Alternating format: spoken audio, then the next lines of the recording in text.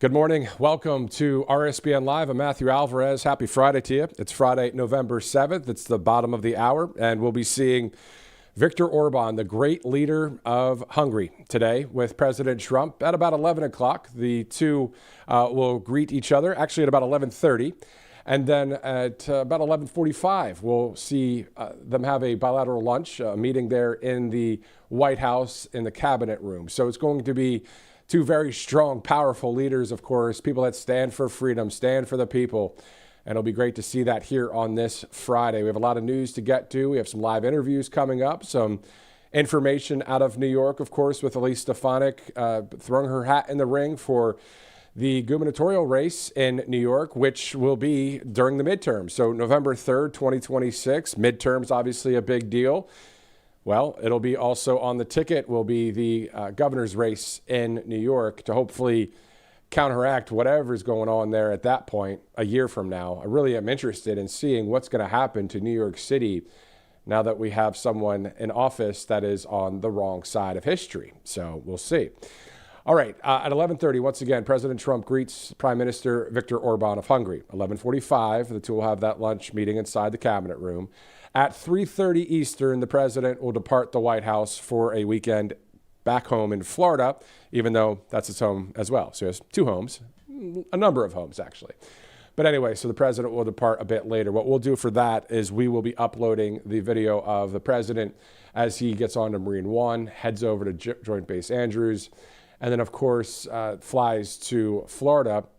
If he stops and talks to reporters, all that kind of content will be uploaded later today right here on RSBN. 10:32 Eastern. Thanks again for joining us. I'm Matthew Alvarez. Let's go to our other host, RSBN host Robert McNeely. He was interviewing Lars Larson, the conservative host out there on the West Coast, but of course widely known throughout radio and online and all of that. So talking about all family pharmacy. So let's go to that interview from pretty recently.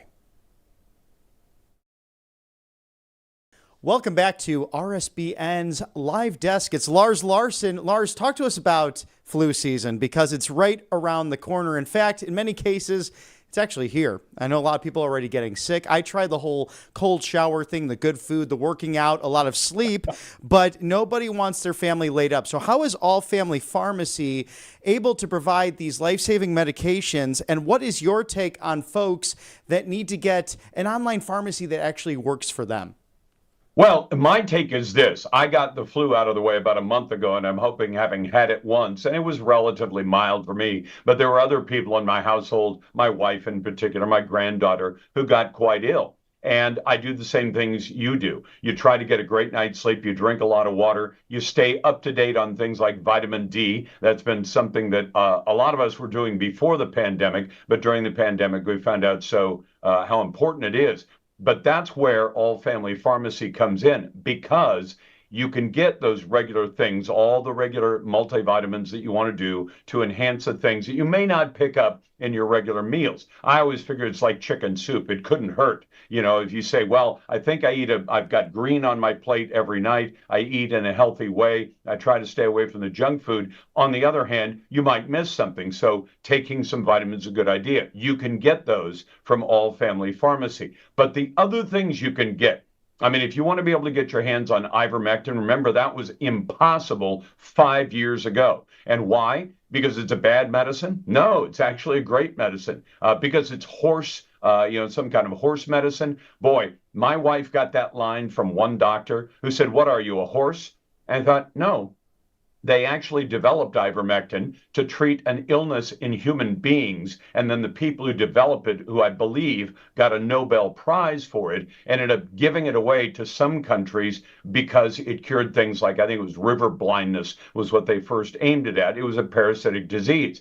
And you say, okay, well, can I get some? No. Why not? Because the government says so. Well, I'll tell you something. All Family Pharmacy believes in medical freedom. That is, you and your doctor, and I always encourage people to consult with their doctor, but you and your doctor get to make the decision, not some nameless, faceless bureaucrat 3,000 miles away in Washington, D.C., at least 3,000 miles from me. You may be a lot closer, but I'm not. Thank God. I try to stay as far outside the D.C. Beltway as I can. But imagine this. Some bureaucrat is deciding, hey, we need to give emergency use authorization for the new experimental vaccine, which, by the way, I never took the jab and I'm not going to. Too many people who took the jab ended up getting sick anyway. But bottom line was they needed to eliminate all the other possible treatments. So they pushed out ivermectin, said you can't use that. Why not? No good reason other than a bureaucrat decided it.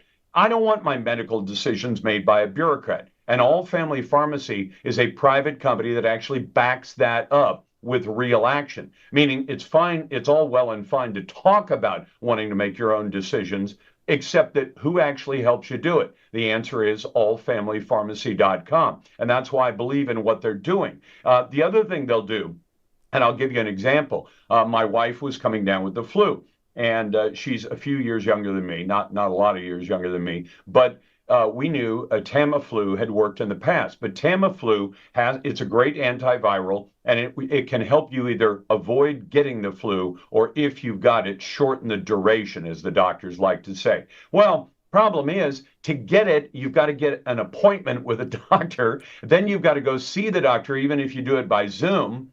And you say, okay, so how many days is that going to be? A few. Oh, well, by the time we do that, the Tamiflu probably won't work. So in other words, we've got all these great miracle kinds of drugs and treatments and antivirals.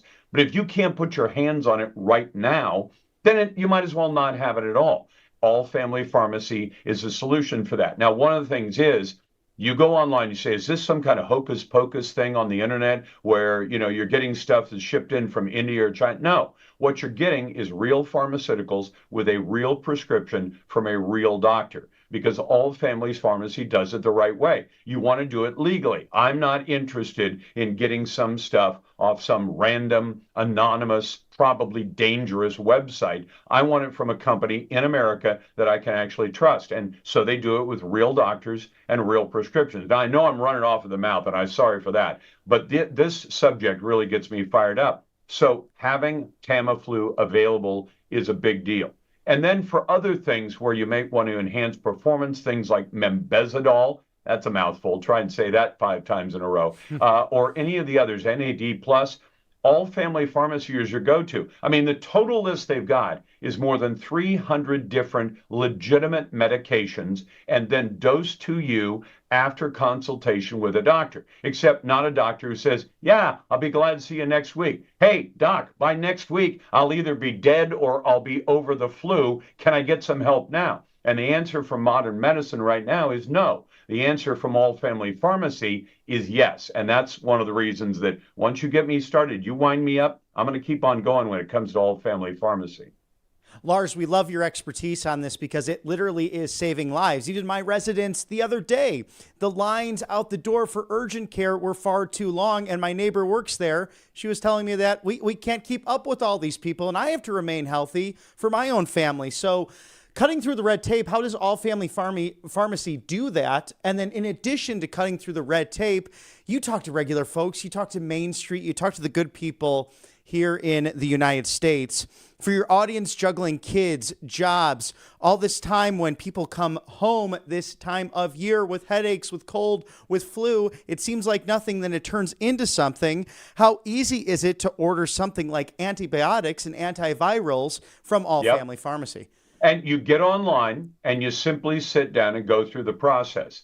And then what happens is a real prescription from a real doctor and then shipped to your door. And if you need it especially quick, overnight shipping is available. Now, that's a great option, because when was the last time that you went to modern medicine these days and they said, well, it'll cost you a couple of extra bucks, but you can get it right now if you want it? I mean, almost everything else in our lives. I mean, the other day, my wife was trying to find some, when she does her Christmas shopping early, trying to find a special kind of little doll, for my granddaughter, because she's a little girl, and her little sister. And she goes online and finds it, and it's at our front door the next morning. So everything else in the world, you want to order Grubhub, you want to have them come to your door with food in 30 or 40 minutes, you can get that done. And then when it comes to medicine, We go back to the dinosaur age. Your prescription from modern medicine arrives by Pony Express after you order it by sending a telegram or or get on the telegraph and try. And you feel like, how did I suddenly go back in time 200 years in a day and age of technology? Now, I understand. I like shopping in person too. I like going to real stores and talking to real people and buying things locally. But when it comes to your health and when it comes to addressing problems that are right now, what's wrong with going to all family pharmacy? And one of the things you should think about doing is something we do in our household is you stock up ahead of time. You say, is it likely that somebody in the household is going to get the flu in the next 6 or 8 months? I actually don't know what the shelf life of Tamiflu is. But the thing is, it's not like you're going in and asking for OxyContin or fentanyl or something. Nobody's going to seek out Tamiflu. Wow, I want to go out and party this weekend. I think I'll get some Tamiflu. You're asking for it for a legitimate reason. Now, you would think that modern medicine would say, if this is something people need to get, usually they're in a hurry. Can we find a way to speed it up? I mean, maybe someday the vast hospital industrial complex that feeds on hundreds of billions of dollars out of our government taxes, given to them mostly by one party I won't name, you'd think they'd say, if we're getting all their money, maybe we could actually provide some first-class service. Maybe someday they'll figure that out. You know what? All family pharmacy already has. So leave it to the private sector to figure out a great solution to a simple problem to get people what they need right now. Right? Absolutely. Common sense. Yes, sir. It is something with all family pharmacy. They're doing it differently when it comes to hydrochloroquine, ivermectin, all these life-saving medications that, yes, as you mentioned, has been on shelves for years. But the bureaucrats who act slower than Fred Flintstone with that Uber driver delivery, how are we jumping through those hoops with this online pharmacy to fight back peacefully and patriotically, of course, against the bureaucracy in D.C. so people can get these life-saving medications in a short period of time? Well, you know what's great about this is that there are a lot of things in our lives lately in the last 20 years or so that are called creative disruption. And you say, hold on, creative sounds good, disruption sounds bad, except when you creatively disrupt the marketplace. Let me give you an example most people are familiar with. I don't take Ubers very often, but if I have to travel, and I do sometimes for work, or if I just need to get somewhere right now, maybe my car's in the shop, I can whistle up an Uber or a Lyft. I usually use Uber. And you say, well, wow, what did the taxi companies say when their big monopoly on individual transportation? Because in the past, you couldn't get a ride from a friend and you needed to get somewhere and it was just across town, you'd call a cab and they'd say, we'll be there in about an hour, might be an hour and 15 minutes. All of a sudden, Uber and Lyft come in. And again, I've got no financial interest in Uber and Lyft. I just have used their services from time to time. They come in and it is incredibly disruptive because all the taxi companies, I'll give you an example. I don't live in Seattle, Washington, but I know the numbers from Seattle. It's a couple hundred miles away. 30 years ago, there were 700 taxi permits, 680 of them in the entire city of Seattle. 30 years later, the city is much bigger, has many more people. And before Uber and Lyft came in, they still had 680 taxi permits. Do you know what that meant? It meant a monopoly gold mine for people who drove taxis because you were basically, they were the only game in town. So if you wanted a ride and say you were somewhere and you say, I've had a couple of beers with dinner, I want to have somebody else drive me home, call a cab and they say, yeah, hour and 15. If it's a busy Friday night, maybe 2 hours. And they had you because you had no other choices. All of a sudden, the other choices come up. And to some extent, I wish all family pharmacy to do the great business they're doing right now forever. But what may happen is the rest of the marketplace that says we own these patients. If you want to go to the urgent care, we're the only game in town. And frankly, there have been times where looking for help for my family for particular problems that rise to that level, kidney stones, things like that, you call one or you look at one urgent care and they say, well, 3-hour wait. You look at another one, 3-hour wait. They're all full all the time. So, or they were all full at the point I was looking. That may have to change at some point. But what all family pharmacy has done is for those things that you know what you need, you know when you need it, and you are willing to consult with all family pharmacies crew of doctors in all 50 states so that they can look and say, yeah, you've got a legitimate need for that. They write a script and boom, it comes to your door in a couple of days. Or if you need it overnight, it'll come to your door overnight. That's the kind of thing that I hope is creatively disruptive to the entire megalith or monolith of the hospital industrial complex. It says, we've got your money already. We'll decide when we want to give you service. All family pharmacy is a game changer on that. Capitalism changing lives. I remember that very similar story to Chicago, Illinois. The former mayor and former ambassador to Japan, Rahm Emanuel, with the tokens, he was beholden to the unions in the city of Chicago. They banned Uber right when it came out, and therefore Lyft in those early days, and the taxis were riding high. Well, that all changed when it became much more efficient, and literally the people chose and said, no, we are going to get our Ubers to get into the city of Chicago or the surrounding areas when visiting O'Hare International. Lars, share some stories with us regarding those who took advantage of All Family Pharmacy and their services, which you can right now at allfamilypharmacy.com/RSBN from last year's flu season. Any success stories and any that perhaps saved lives or even dodged some bullets? You know, I wish I had a life-saving example, but I know that there are people all over America who've taken advantage of All Family Pharmacy and discovered how easy it is, how affordable it is. And frankly, when it gets right down to it, if a member of your family is coming down with a flu, especially if you have travel coming up or something like that, at that point, it's not that money is no object. It's always an object, especially these days. It's tough. But on the other hand, if you knew I can get this service, I can get it right now, and there's a company happy to deliver it for me, then I'm going to seek out their services. And that's why I recommend All Family Pharmacy. The great Lars Larson out west. We're east of the Mississippi. Always on enjoy the to left be with coast. you, sir. Oh, yes. On the left coast of America. I'm surrounded by heathens and pagans, but that's okay. And you are a hero in the midst, common sense, bringing it to the folks out west. And we're going to do our due diligence on the east side of the Mississippi. But God bless you, sir. Thank you for sharing everything. Allfamilypharmacy.com/RSBN, code RSBN10. That's RSBN10 right now to save. Allfamilypharmacy.com/RSBN, endorsed by Lars Larson.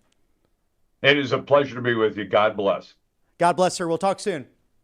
Take care. Great interview there with Lars Larson, of course, out there on the West Coast, as he was mentioning. And then Robert talking about being the east side of Mississippi. I mean, we're working on keeping the truth alive when it comes to the airwaves, right? You know, for so many years, mainstream media has held on to really what's happening out there. And they just kept spinning it. Well, now it's kind of like, hey, we the people know, we're awake. And thanks to, obviously, President Trump calling out the fake news for so many years, and he still does, and Carolyn Levitt does, and Stephen Miller, and the list goes on. But it's great to have that because, you know, again, public opinion is so important. It's so important. Look at what just happened in New York City. Again, as I mentioned last night, the indoctrination over the years, whether it's in the education system, media, movies, film, whatever, right? And then you get brainwashed. So it's rinse and repeat. And then it controls the public's opinion.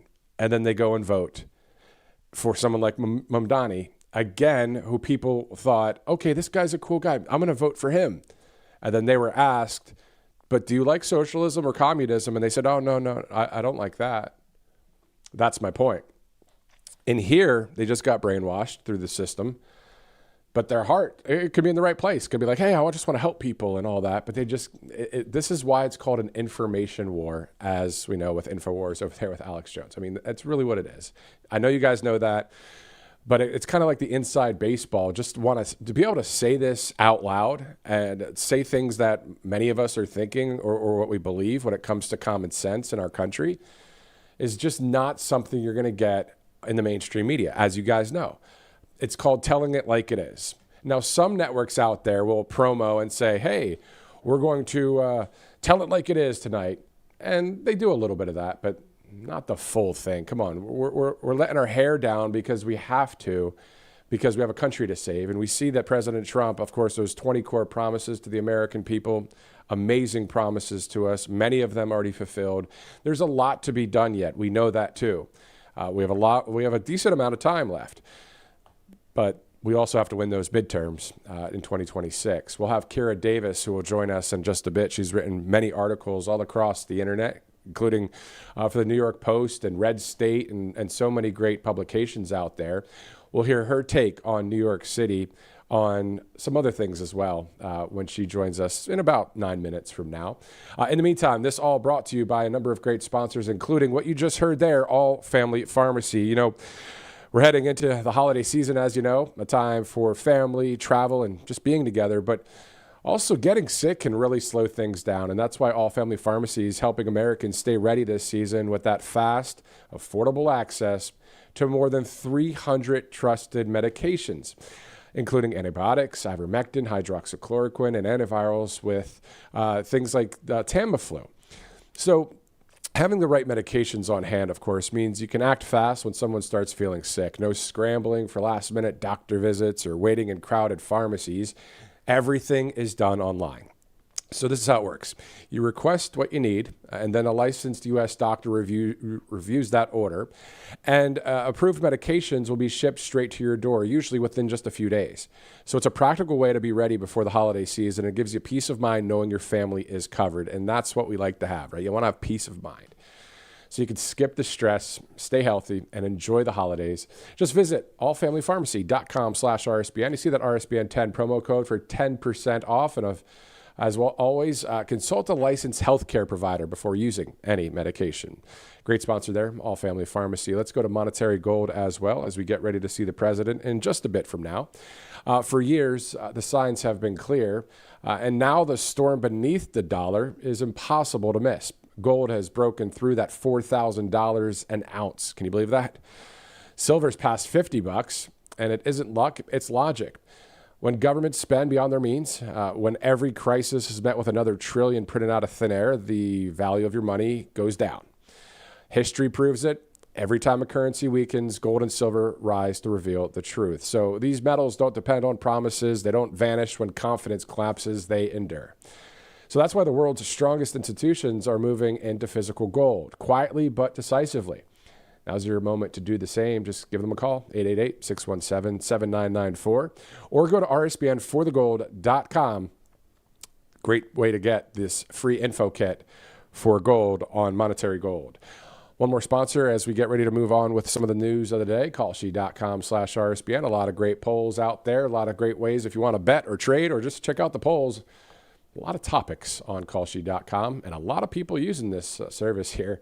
callshe.com/RSBN. More than 1 million on the app right now. So just use the QR code or download the app or just go to callshe.com/RSBN. All right, so we're 7 minutes from the top of the hour. We are live, obviously, right now. Beautiful fall day in Washington, D.C. As you can see in the bottom right of your screen, the president will be headed to Florida for the weekend around 3:30 in the afternoon. But before that, meeting one of the great world leaders, Viktor Orban of Hungary, a very strong leader for the people of his nation, all about border security, all about freedom for his people, and on the right side of history. I like Viktor Orban. I know a lot of you do too. Speaks at a lot of the conservative conferences out there, including CPAC and others. There's a CPAC Hungary, of course. So looking forward to seeing Viktor Orban in that White House with our great leader, President Donald J. Trump. Again, he's a leader. He's the commander-in-chief. He's the president. He's not a king, you know. He might have king energy. He might be like, you know, the man, because he is. But that's what, it's funny because the left just doesn't like that toxic masculinity, and President Trump exudes that masculinity. So that's why they're like, oh, no kings. We want terrible streets. We want unsafe streets. We don't want anybody to do law and order. What's law and order? We want crime. I mean, that's what the protesters are really saying. And then when they vote for someone like Mamdani in New York, they're saying, oh, we don't want any power. Just control us, sir. Control us. Let us be sheeple. Right? I told you, we're telling it like it is. It's a Friday. We got to do it sometimes, right? All right, so we're about 5 minutes to the top of the hour, Friday, November 7th. Looking forward to hearing from Kira Davis. Again, she's going to join us in about 5 minutes from now. So let's go over some of the stories that we're tracking as we get ready to see the president. So again, at 11:30 this morning, the president will greet Prime Minister Viktor Orban of Hungary. 11:45, the two will have lunch inside the cabinet room, so a bilateral lunch meeting there. Previous times when the president would have these meetings, it would say closed press, but we would still be able to see what's going on and hear from the president for a few minutes, and hopefully Viktor Orban in this case as well. So that's at around 11:45. So we're going to be here throughout the morning covering this event. And then at 3:30, we'll be uploading the various videos that we get when the president takes off from Joint Base Andrews and heads to Florida for the weekend. Meantime, let's shift from Washington, D.C. and head up to New York City and New York State, the Empire State. Elise Stefanik running for New York governor for next year. So next year is that election, November 3rd, 2026. The midterms, obviously, a huge deal for our country and the future of our nation. The election, a big one in the Empire State. So recently, there was this whole video about Kathy Hochul that Elise Stefanik's team put out there. So let's play that video for you right now. The Empire State has fallen. People are just going crazy over the amount of taxes here. There's no question, New York is facing an affordability crisis. Escape from New York, the tax base has been fleeing the Empire State. Top leaders in New York City say a wave of migrant crime has washed over the city. Foreign gang members terrorizing innocent New Yorkers. Complete disregard for the law. And Kathy Hochul's failed policies are to blame. Worst governor in America. Worst governor in America. Worst governor in America. Kathy Hochul made New York the most unaffordable state in the nation, crushing families with sky-high taxes, unaffordable rent, soaring energy costs, and record-high grocery bills. And cozied up to a defund the police, tax-hiking, anti-Semitic communist. We came here to remake this state in the image of our people. I can hear you. But from the ashes of Kathy Hochul's failed policies, New York will rise, like we always do.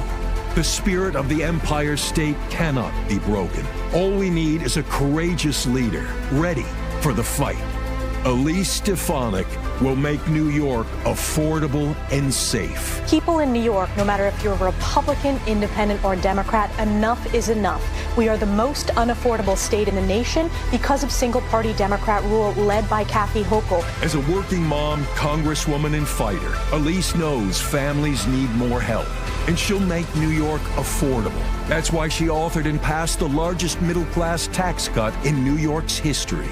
Letting working families keep more of their hard-earned money. Elise will reduce your energy, utility, and grocery bills. She fought woke insanity in our schools, stood proudly with law enforcement, championed small businesses, and will never back down from fighting for New York families. With everything on the line, we need someone who will deliver results and make New York affordable and safe for families and small businesses to not just survive, but thrive. Elise Stefanik will clean up Kathy Hochul's catastrophe and restore New York's greatness. Elise Stefanik for governor. It's time to save New York. Okay, so that's the new ad from Elise Stefanik announcing today that she's running for governor. So next year in the fall, of course, November 3rd will be the midterm elections. So huge for our country nationally, as we know. But on the ticket there in the Empire State, Elise Stefanik throwing her hat in the ring and hopefully to counteract anything going on in New York City. We'll see what New York City's like from now until then.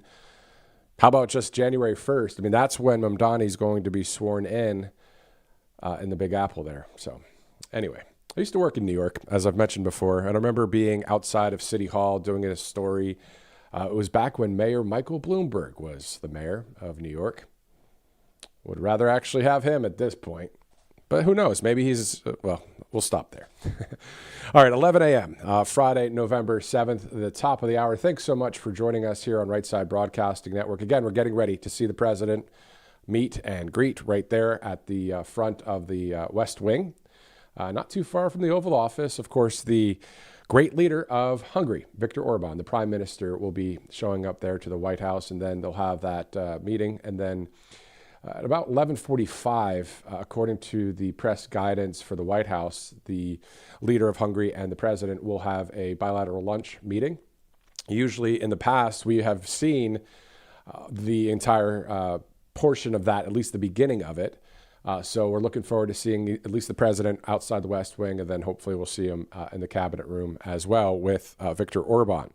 In the meantime, let's go to a couple sponsors as we get ready to see the president later, and we're going to be joined by some great guests here in just a bit. AngelPaste.com, as you see, out of Spring, Texas. There's a lot of great products on there. The flagship product, of course, is the Miracle Cream. So once you go to AngelPaste.com, you'll see a number of great products, all for skin health care and all that kind of stuff, right? Skin health. So use the RSBN promo code when you check out. You'll get that percentage off as well. So a good win-win. There's actually a bunch of wins when it comes to buying from small businesses that are conservative, that indirectly help Right Side Broadcasting Network as well by using that RSBN promo code. But you have this great product there. So they hire military veterans. Spring, Texas is the location for angelpaste.com. 11:02. Let's go to our next sponsor here on Right Side Broadcasting Network. You see covepure.com/RSBN. Really, all I have to say about this one is drink pure, live pure, Cove Pure. Seriously, I mean, when you have tap water or when you have a system like this that takes 99.9% of the junk out of the tap water, so it's better to drink. It tastes better. It's healthier for you. How many more things should I say, right? I know a lot of you probably have a water filtration system. But this one here is definitely a winner. And you get $200 off right now for a limited time as well. So just use that RSBN promo code. All you have to do is go to covepure.com/RSBN. Again, all that water going through some of the old pipes that are in many towns and cities across America. And then on top of that, all of the stuff that gets put in to the water just to drink it from the tap. Ugh, gross. Well, protect what matters, as you see there. And you can use the cold, warm, and hot option for whatever water temperature you'd like. So covepure.com/RSBN, another great sponsor here at Right Side. It's 11:03 a.m. Eastern Time. Looking live at the West Wing of the White House. And then, of course, the front lawn there, the north lawn with the beautiful red, white, and blue. We love our country, don't we, in this country? All for God, family, country, freedom, all the things. And we stand up for all of that. And speaking of standing up for that, we have to keep talking about things like what's happening in New York City, what's happening. Well, let's just do this. Let's go to Kira Davis right now. She joins us live from the West Coast in California. Kira, thanks so much for joining us. Hey, Matt, good to see you. You too. Before we get to New York City and Mamdani, I'm going to say one thing and I want to get your reaction. Are you ready? Okay. Nancy Pelosi retirement. Go. Oh, don't get too excited because the guy who's going to take her place is a state senator right now, a guy named Scott Wiener. And he is a,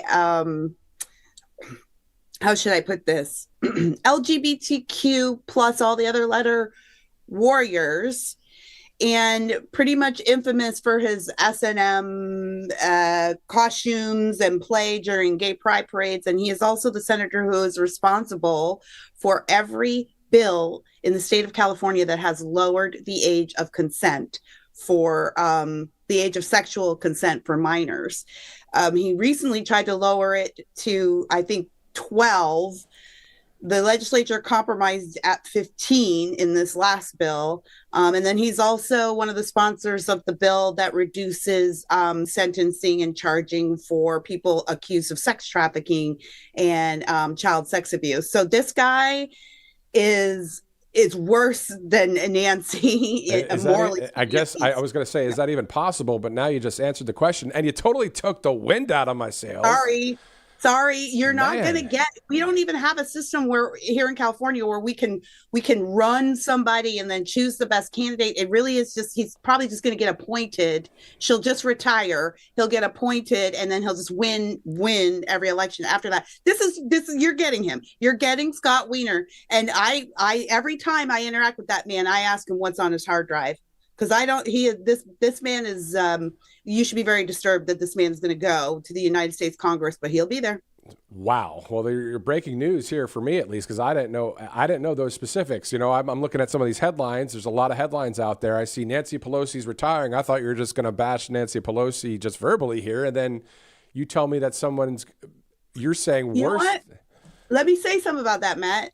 Everybody needs to understand what is happening here. The old guard is being pushed out. We shouldn't be so happy that Nancy Pelosi is going, because even though we didn't like her very much and she can wreak a lot of havoc, the woman ruled her party with an iron fist, and she knew how to maintain norms, and she knew how to whip people into shape. And she was somebody that could be worked with, even if she was kind of a you-know-what a lot of the time. She's leaving, and she's the last of normality in the Democrat Party.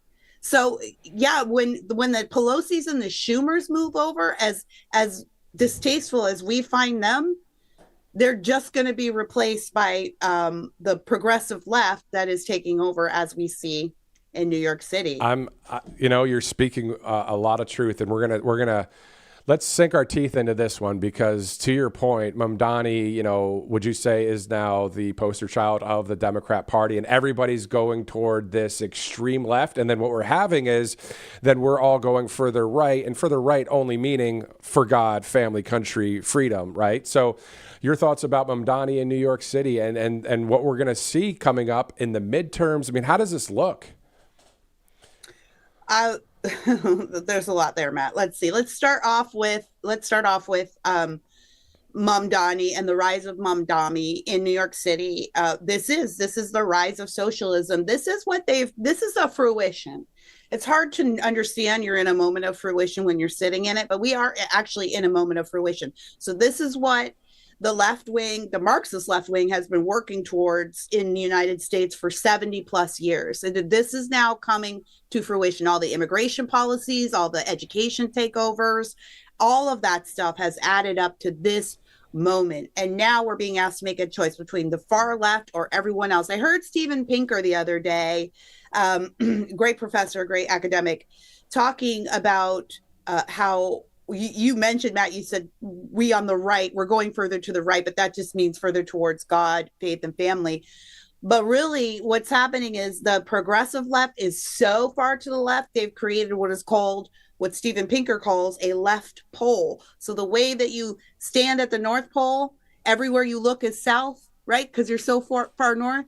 The left pole, if you're standing at the left pole, everybody is to the right. Right? We're all right wingers now. It is the right wing versus the left pole of America now. This is what is happening. So there's definitely a big battle shaping up here, and Republicans need to recognize that. Now, on one level, this is very dangerous when you have an Islamist communist in charge of the capitalist capital of America, and the rise of socialism in the Democrat Party. That's very dangerous. But on the other hand, what bodes well, I think, for the American electorate is that Americans generally don't buy this stuff. They don't want this stuff. And when it gets presented to the general population, we typically run far from it. And this is why the Democrats have had to couch their socialism and other things for so many years. They'll lie to us about who they were. Great and the masks are off. I think this is good news. The masks are off. We get to know exactly who we're dealing with now. This is why we have you on, Kira. I mean, you're speaking. No, seriously. I mean, this is exactly why we have you on, because you're able to articulate it in such a way that is very true. And we're not just playing TV here. This is a very real thing that we're dealing with in this country. And to your point, Americans overall, a majority, massive majority, reject communism, reject all the things that are negative or bad, right? Same thing in Minnesota recently. Wasn't there a mayoral race there? And then also in Seattle right now, there's a mayoral race where similar kind of candidates are involved, but they're not, I don't believe they're winning those races there. So because most of America says, again, we don't want that. But let's talk about the psychology of why people actually voted for Mamdani. I'm going to say what I think. I want to just hear if you agree. It's simple as they were indoctrinated over the years by all the systems out there. Then there's the brainwashing, and then you rinse and repeat, which sways public opinion. Then you go to the polls and you say, I want Mamdani. And then you get asked, why'd you vote for Mamdani? And they say, well, because we liked him. But then you get asked, but do you like socialism and communism? And they say, no, I don't. How in the world does that happen? We had a similar issue here, Matt, in California on election night. As you know, we were voting on our gerrymandering Prop 50, which immediately passed. And we weren't surprised by that. There's some other lawsuits going on right now. We'll see how it all shakes out. My point is this, that an overwhelming majority of voting Californians, which isn't a majority of Californians, we have very low turnout, but of those people that voted, they voted overwhelmingly for Prop 50. And early polling shows that those people say, when you ask them why they voted for Prop 50, they believe they were voting against Donald Trump. And when you ask them if they wanted the independent commission to go back to the legislature, they say no. They're completely different. So it's the same thing. This is why propaganda matters. This is why owning the media channels matters. This is why what you do, Matt, matters. What I do matters. You have these other voices out there. Again, just circling back to what I said earlier, this is the fruition of a 70-plus year campaign to overtake the American system of liberty. No one can defeat us militarily. They have to defeat us in the arena of ideas, and they've been doing it. And they've been tearing down the family. So when you hear President Trump saying, we're going to wrestle back the education system. We're going to impose tariffs so we're no longer, the abused kid on the block. We're going to close the border. We're going to incentivize family and marriage. He's not just talking about fulfilling campaign promises. He's talking about shifting the entire American culture so that in another 70 years, we're not back here. The way that they have been educating Marxists for 70 years, we need to be deliberate about educating patriots. I'm afraid we just have not been very serious about it. And we're paying the price for it. It seems like, yes, we know, and as President Trump has said this before too, at least the first part of it, the Democrats, they really stick together and they have all these strategies because this is their life, right? They don't want to believe in a God or anything else. They say that we are the God, we are the ones that are going to do this. And they're really focused. And I think we do need to bring that together on the right side of history here. And I'm not going to really just say right wing, left wing at this point. The truth versus the lies, the freedom versus the tyrannical ways, Yeah. We just need to put away anything that's the small differences that are happening out there that really don't matter to focus on. We should really be thinking about, does this affect our faith in God, our freedoms, our family, our education, and all the reforms that we need? Get the corruption out of our country. And instead, and I thought about Mamdani, it's easy to win a place like New York City. Let's be real, because of all of that indoctrination. Ooh, you won, Mamdani. Well, they're all, not all of them, but a lot of them are indoctrinated. Go try and do that in another town like, I don't know, Dallas, Texas or something. It's just not going to happen. Or many other towns across America. Anyway, let's shift over to a couple other things. First of all, Kira, we talked off camera a while ago, and I'm just going to say this live on air. The Kira Davis show has a good ring to it, and I hope that you will do this someday. I'm just going to say it out loud. All right, anyway, so what are your thoughts about some of the deep state indictments so far? I mean, are they serious enough charges? Are these the kind of people that will just, they're hiding in the woodworks right now, but they're going to come out of the woodworks maybe at the midterms and then the next presidential election, and then our country will look more like London or, heaven forbid, China? And is that dramatic? Is that way off, or do you agree?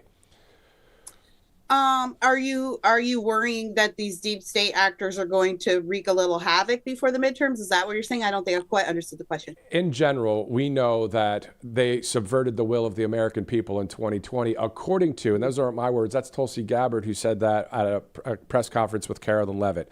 We know what they did to President Trump through the lawfare. We know what President Trump has gone through and what we, the people, have gone through when it comes to weaponized government, which is, again, part of the core promises to the American people that we're going to end all of that. So my point is just holding people accountable and the future of our nation as it stands. I honestly don't think President Trump has any other choice but to make sure these people get held accountable. And I'll tell you what, I think he was a little more satisfied to slow walk it in the beginning before Charlie. But after Charlie, I don't think the president is messing around anymore. I do think that there's a lot of red tape behind the scenes. I think that he wishes could be cut through that really can't be as quickly as he might suppose. But I'll tell you this, I think people should be watching closely for the pace of indictments to pick up over the next 12 months. The Trump administration is going to need to do everything they can to build momentum, to make life better for Americans, while at the same time delivering on some of the promises he made to his base. And I hate to put it this way, but I do think it's an apt description. The base wants revenge, and the base is not happy about what was done to them in 2020, nor should they be, because we're Americans. I know we're uncomfortable with the word revenge because the other side uses it so maliciously, but it's not revenge, it's justice. And we're Americans, and we don't like to be treated poorly. And we've been treated very poorly. So I think everybody's had just about enough. You can tell President Trump has had enough. Now, we've seen the indictments of Comey. We're seeing Bolton, but also now there's whisperings about Brennan. See, this hole is going deeper, and I do believe it's going to go all the way to the top, or the bottom, as it were. I do think we are going to see some big names before the midterms. So everyone hold tight, but keep the pressure on. You know, Congress needs to know, too, we expect results. It's got to get really ugly before it's going to get better, everybody. What they did to us was unprecedented and truly evil. We have not even began to plumb the depths of what our own government tried to do to us. So it is going to get ugly, and it is going to get uncomfortable, and everyone is going to get a little nervous, but everyone needs to hold the line. I do believe that the Trump administration is coming with more indictments. I do. I do too. Before I let you go, I'm going to be really, really straight up, almost like it's just you and I talking and nobody's listening. That's how real I'm going to be right now. I'm concerned about our country turning into a London, England style of place. The people that are patriots, that love their freedom of speech in London and love their patriots in their country, they're under attack there when it comes to a number of things. And I am literally concerned about New York City with what's happening with Mamdani. And I'm concerned that if we ever get in the wrong, if someone has the wrong idea of our country, gets into that power again, that our country will turn into a London, England, or worse. And also, once they get that power, Kira, someone I was talking to the other day said, they're the ones that would hold the power and keep the power and never, ever let us win again, because they were projecting to us, Kira. They were saying, well, President Trump's going to be that guy. He's not going to ever let go of power. We're not going to ever win another election. They're projecting and showing their cards to exactly what they want to do for our country. Am I right or not? You are absolutely right. This is why I keep saying this is war. I don't think people understand this is war. We have to win. It's not just, we're going to lose another election cycle in the midterms and it'll go back around. No, we have to win. If I believe with my whole heart, I don't think I'm being hyperbolic. If Kamala Harris had won last year, the Democrat Party would have seen the rest of us dead or in jail. It's where we were headed. It's where we were going. Now, I've got a couple of encouraging things to tell you, Matt. Got some good news for you. Number one, the American people are armed. We're well armed, and we have the Second Amendment. So it's not good news that we might devolve into civil war, but it is good news that we are not the type of people to simply let ourselves be rolled over. That's what the Second Amendment is for. So push comes to shove, we've got other ways to protect ourselves should we get there. And we pray to God that we don't. But that's the other thing we have, which is the hope and promise of Jesus Christ, who has told us that he has sacrificed himself for us. And he has given us the commandment and the mandate to go forth and multiply. That doesn't just mean to procreate, but it also means to multiply our ideas, our faith, to multiply the believers.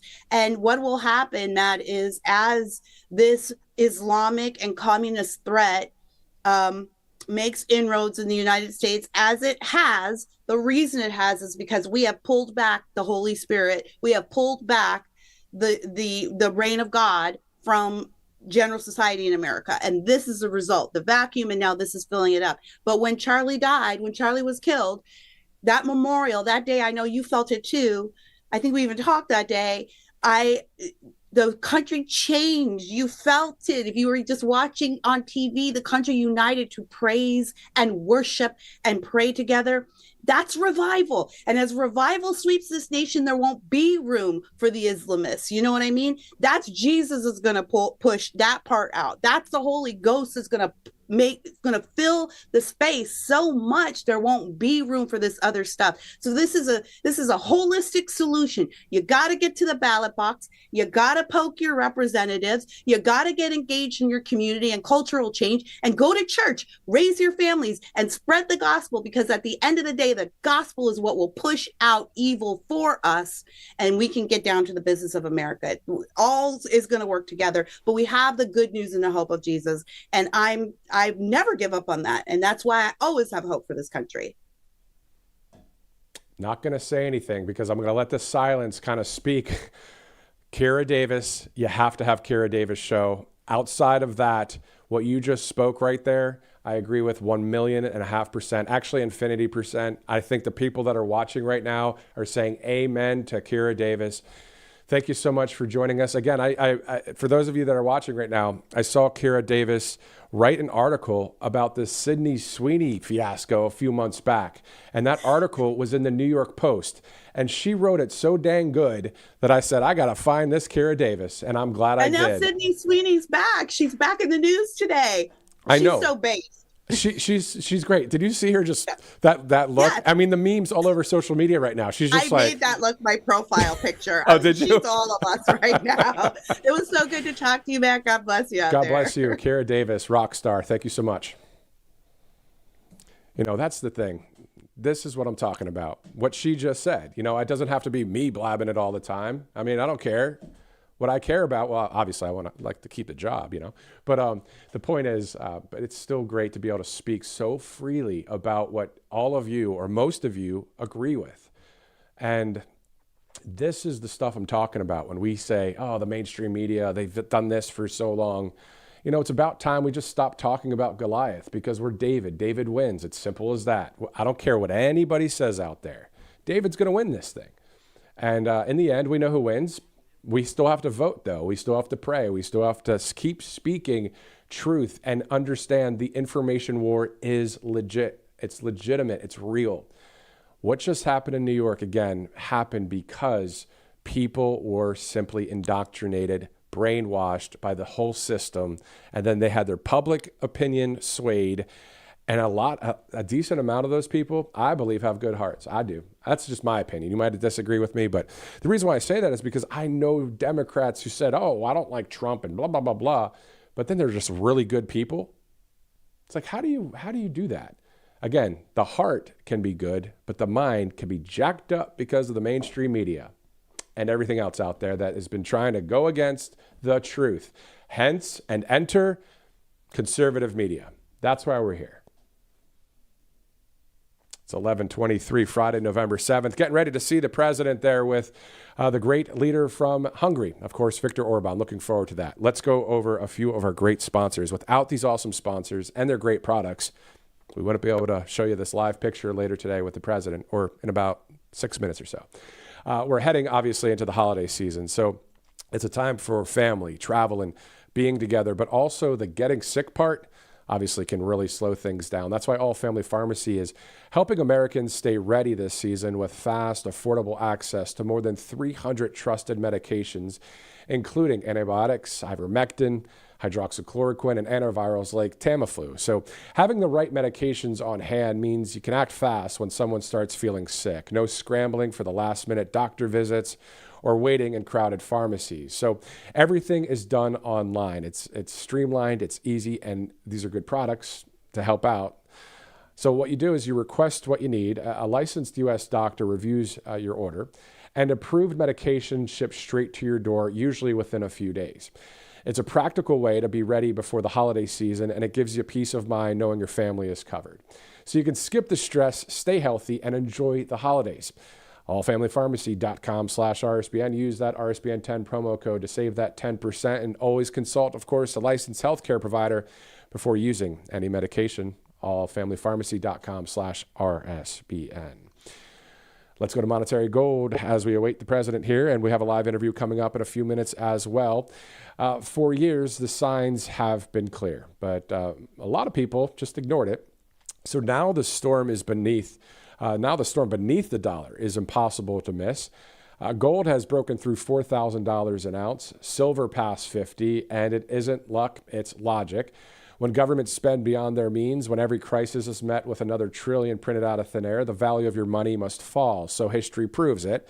Every time a currency weakens, gold and silver rise to reveal the truth. These metals don't depend on promises. They don't vanish when confidence collapses. They endure. That's why the world's strongest institutions are actually moving into physical gold. They're doing it quietly but decisively. Now's your chance to do the same. Just give them a call. Get that info kit, 888-617-7994, or go to rsbnforthegold.com, and you can take what you've built, make it real, before the next headline reminds you that paper wealth is just that, paper. All right, it is 11:26. We're approaching the bottom of the hour. Let's go to one more sponsor here as we get ready to see the president in just a minute. Let's go to that right now on the screen as we get ready to see President Trump, again with Viktor Orban, the Prime Minister of Hungary. All right, so Monetary Gold, what's next, Director?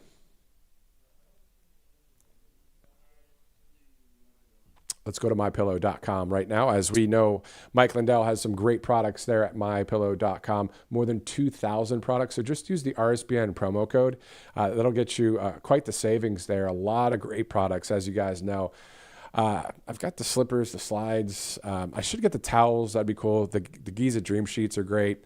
There's so many things. And, of course, the MyPillow and My Coffee, and the list goes on. So get ready for Christmas. I mean, it's literally next month. So mypillow.com/RSBN. Some great sponsors here at Right Side as it's 11:27, Friday, November 7th. Let's do this. We'll have a live interview after the commercial break, brought to you by one of our great sponsors here at Right Side Broadcasting Network.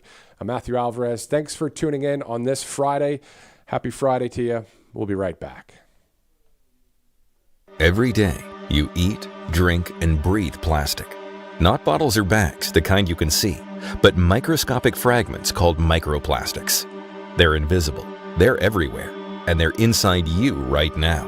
Scientists have found them in bottled water, table salt, food, vegetables, and even clouds. They've been detected in human blood, lungs, and brain tissue. One study estimated the average person consumes the equivalent of a credit card's worth of plastic every single week. And it's not slowing down. Plastic production is expected to triple by 2060, meaning the air you breathe, the rain that falls, and the food that sustains you will only become more contaminated. Once microplastics enter your body, they don't pass through harmlessly. They scrape and tear at your intestinal lining, triggering constant inflammation and disrupt your microbiome, the command center of your immune system and metabolism. They carry toxic additives and heavy metals that leach into your bloodstream, disturbing your hormones, damaging DNA, and accelerating aging from the inside out. Doctors are finding links between microplastic exposure and infertility, heart disease, autoimmune disorders, and early cognitive decline. And here's the worst part. Your body can't break them down. They build up year after year, like invisible shrapnel lodged inside your organs. But recently, researchers studying traditional Korean kimchi discovered something incredible. A probiotic strain called Bacillus pumilus, found only in kimchi, can actually degrade BPA plastics. In the lab, these bacteria were shown to break down BPA into harmless components, literally digesting one of the most persistent plastic toxins known to science. And the source? Not a pharmaceutical factory, not a billion-dollar biotech lab. It came from kimchi, a food that's been part of human diets for over 2,000 years. Kimchi is one of the world's most powerful superfoods, and let's be honest, it's messy, strong-smelling, and not exactly easy to eat every single day. That's why Brightcore created Kimchi One to give you all the benefits of premium fermented kimchi in convenient capsule form. No mess, no taste, no hassle. Each capsule delivers over 900 probiotic strains, live enzymes, and antioxidants that help restore balance in your gut and health to the rest of your body. People are seeing improvements in digestion, energy, even cardiovascular and brain health. Studies show that kimchi can even reduce the risk of obesity, promote smaller waistlines, and lower BMI. Kimchi One is all natural, non-GMO, dairy-free, gluten-free, soy-free, and 100% made in the USA, so just about anyone can take it. We're living in a toxic world. You must do something proactive. All right, so great sponsor there. And you can actually use code RSBN for 25% off your order by going to mybrightcore.com/RSBN.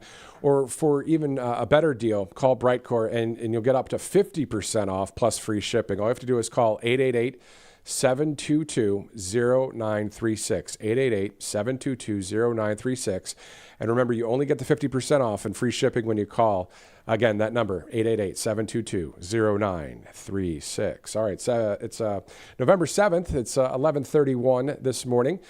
Getting ready for a couple live interviews as we get ready to see President Trump and the leader of Hungary, of course, Prime Minister Viktor Orban, who is also an awesome, strong leader for the movement of freedom across the globe. You know, I know it's America first, but still great to see some great leaders there at the White House. All right, let's go to Silk for just a few minutes real quick. Silk, thanks so much for joining us on Right Side.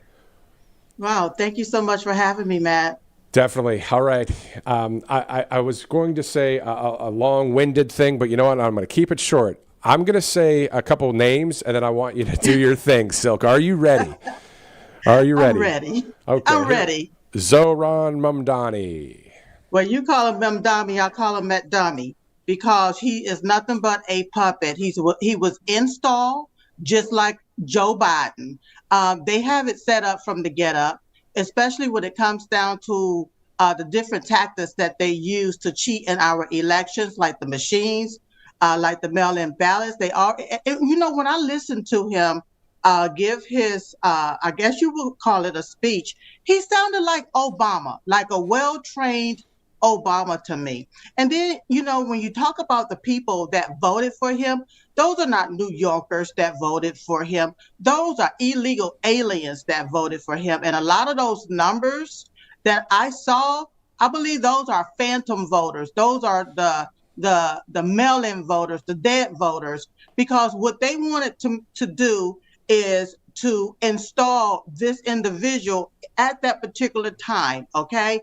And then who do he represent? He stood there on stage and he said he is a socialist Democrat or a Democrat socialist, and he said he's a Muslim. Now, I don't have anything against Muslims or anybody's belief, ideology, but he appears to be a radical Muslim to me.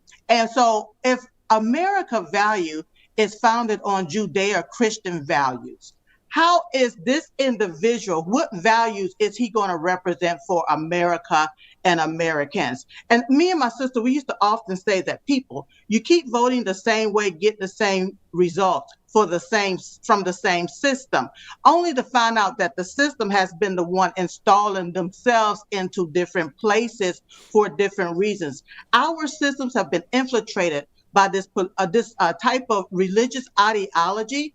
It's been infiltrated by these foreigners and these illegal aliens, and it's all been a lot of it has been infiltrated via the Democrat Party. And what they're doing is setting stuff up so that they can take power and keep power. That's all they're doing. They want to take over America. And I'm going to tell you, Matt, real quick, only probably about 10 seconds. It's going to be really hard for me to follow somebody's Sharia law, because it's bad enough I wear a wig and it's already hot. I don't need to have all of that different stuff all up on me and all you can see is my eyes. I have a very, very serious problem with that. And just like I just stood there and spoke my truth, we as American citizens are going to have to do the same. We're going to have to speak out against what we're seeing. And the Democrat Party have now deemed themselves a socialist communist party. And one more thing, this is a blessing in disguise. This is a blessing in disguise. I look at the positive out of this. This is a blessing in disguise because 2026 is coming up. Now we get to see, hey, is it socialism or is it socializing? Because a lot of people might think that they're going to be socializing, but now we're about to see what real socialism look like. Speaking of social, let's talk about the social engineering of tolerance and DEI and saying everything's okay. There's no hey Silk, there's no truth, you know? You can do what you want, do as you feel, and that's okay. And if anybody comes against that, that's hate speech. That's not hate speech. Hate speech is not even, it's ridiculous to think about, because think about it. If you're inciting violence or you're doing a violent act, that's against the law. But outside of that, you have the freedom to say, you know what? No, I don't believe that that is the right way to do things. And I think my point is the tolerance in America, even myself, like when you say things that you're saying, I'm like, oh, well, we better watch it there. You know, you got to be tolerant. And I'm like, this comes down to truth versus lies, doesn't it? What if a number of people say, no, the truth is that we love God, family, country, and freedom, and that's not wrong, and that's what we're going to do. And the other people say, well, we want communism and dictatorships and control of the masses, and you all have to believe this other thing. You know what I mean? Yes. You know, being silent is what got men in the women's locker room, in the women's bathroom. When it first started with that Leah Thomas, me and my sister spoke out about it. We were straight up bold with it. We don't want no men. You got to open up your mouth and stop being so tolerant of everything. You know, if you accept everything, you will fall for anything. And guess what? You just would be a puppet to the cause of somebody else. Stop allowing these people to dictate to us what we can and cannot say and how we can and cannot believe and what we can and cannot feel. Stop allowing them to do that and speak out. Don't get locked up and blocked up into this censorship. Look, there's alternative media out there. Find your place, find your space, and speak out. God gave you a voice for a reason, so your voice is your power. So it's time for the Americans to use it and stop being tolerant of all of this demonic indoctrination that these people choose to bestow upon we, the American people. It's so true. Miss Erica Kirk said the other day at Ole Miss, she says, we either stand for freedom or we're going to fall for everything else. Let's also go to this. So just before I let you go, we have another interview coming up here in just a second. But I'm going to say again, just a real quick statement and then rock and roll. Ready? Nancy Pelosi retirement.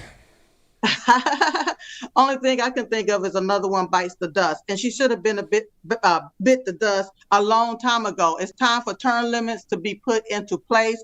I thought about it. Can you name one thing, one bill that Nancy Pelosi and the Democrats have put into place or approved for American citizens? I can't name one. When I look at her district, when I look at the state that she represents, San Francisco, California, when I look at it, and my sister and I, we was in her district before when we did we was featured in a movie called Dummy Crash. And let me tell you, it is filled full of boo-boo. And I'm keeping it clean for my Christians in the back. It's filled full of boo-boo doo-doo, okay? All right? You had to walk over boo-boo doo-doo. And when I look at Nancy Pelosi, with all due respect, she's full of boo-boo doo-doo, have been full of boo-boo doo-doo for a long time. And boo-boo doo-doo attract boo-boo doo-doo. That's all I can say about that. I'm glad that she's returned. There's a lot more other people need to retire because they need to stop turning the Capitol, the Senate, the Congress, they need to stop turning it into a retirement home or old folks home. And if you guys want to hear the straight up version, the non so-called censored version of the boo boo doo doo, you can follow Silk on X or on Truth Social, and I can guarantee you she doesn't use the words boo boo doo doo. All right. No, I got the college Yeah, I could say sugar, honey, iced tea, but ain't nothing sweet about it. Ain't nothing sweet about it. No, no, no, no, no. So I say boo, boo, doo, doo. I love you, Matt. God bless. I love you too, Silk. Thanks so much for joining us. It's 11:39. Let's go from Silk now to the great Carla Sands, who, of course, part of the America First Policy Institute, doing a lot of great things for our country. Let's go to Carla Sands right now, and she joins us live. Carla, thanks so much for joining us. If you've been watching any of the program, do you just want to keep on keeping on with us? Oh my gosh, God bless Silk, right? I mean, she and her sister were the dynamic duo. It's great to be with you, Matthew. It's great to talk to you. You know, clearly Republicans have to really evaluate our messaging and our candidates. But also, like, I looked at the numbers for New Jersey, and just like in 2020, with that spike of millions of additional voters for Joe Biden, I saw 400 or 500,000 new voters in New Jersey that have never been there. Over 50 years, they've had a consistent number. And New Jersey gained Republican registered voters, and Democrats lost in the last year. How did this candidate get 400,000 or 500,000 more votes than the current sitting governor? And in fact, Joe Schiaparelli, who was the Republican candidate, got more votes than the re-election of the current sitting governor in New Jersey. It makes no sense. There's going to have to be a forensic accounting of that election before they certify it. There has to be someone looking into who were these voters, and what about all the postal edict that now they're not going to photograph the ballots that go through the post office. We want free and fair elections. We don't want the post office meddling in our election and making it easier to steal elections. The midterm coming up and 2028 are too important to give this over to, I would say, the deep state and the Democrats, who will do anything to hold on to power. And when Silk said how they get into power and hold on to it, look at Chicago. It hasn't had a Republican mayor, I think, for 100 years. You look at other cities, once the left gets a hold of them, Boston, San Francisco, it's very hard for the conservatives, for Republicans, to get that power back, because they seed the government with their cronies, and then they actually do work to steal elections. Look at what the governor of California just did with Prop 50, which I think may fall to a legal challenge by President Trump's DOJ. I'm so glad that President Trump and the team are working on securing our elections, because I don't know about you, Carla, but the fatigue of hearing another election that have these possibilities that may have been rigged in some way. We're not saying that factually yet. We have to have the evidence and receipts. But to your point, you're not saying that. You're just saying, let's investigate and see how these numbers are adding up the way they are. So same-day voting or one-day voting, paper ballots, voter identification, and the list goes on. We need to have that before the midterms of 2026. Well, also proof of citizenship, Matthew. We can't have illegals voting. Did you see the one mayor has been elected and is illegal and has been voting in elections? That's a felony. And so we have to prosecute it where we see it, but we have to secure our election. President Trump is right. And I just hope that your viewers will call their senators and ask them to pass the bill to secure our elections. They haven't passed it yet, and the Republicans have the majority in the Senate.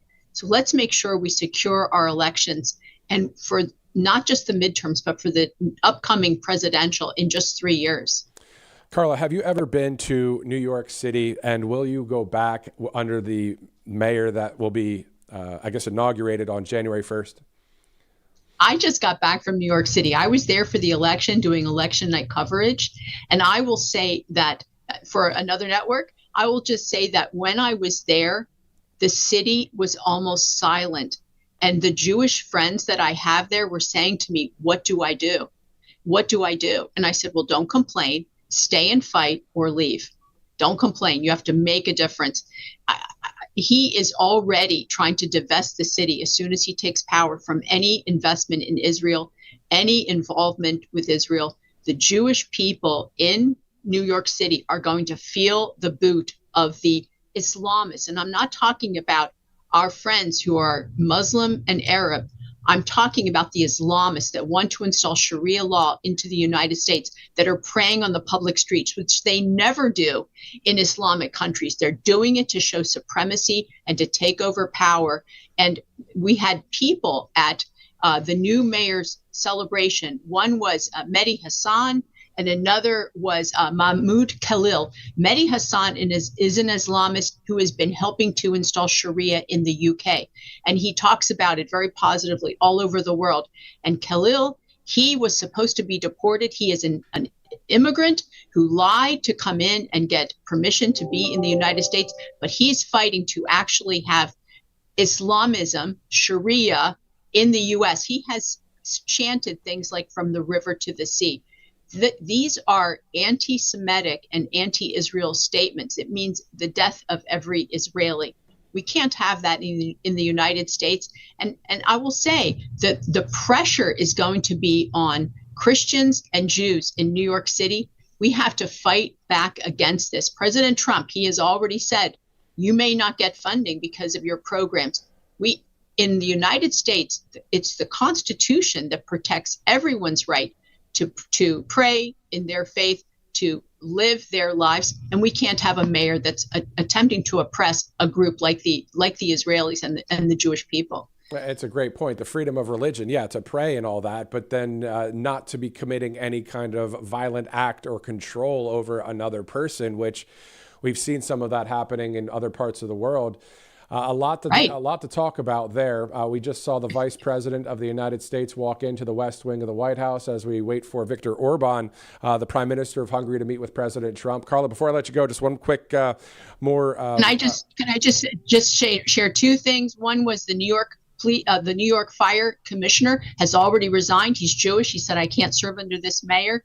And we can see that this is going to be a real fight in our country already. In London, the Muslim mayor has installed Sharia courts throughout the city, and it's happened throughout the UK. We can't have this in the United States. Also, I'm hearing that Sadiq Khan in London also minimized and let go of 1,700 London police officers who, in London, the police don't carry weapons; they carry batons.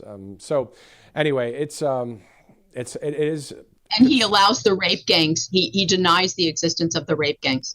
And in addition to that, the massive migrant situation there, and that's what I was talking about earlier with the patriots in England that are saying, we want freedom.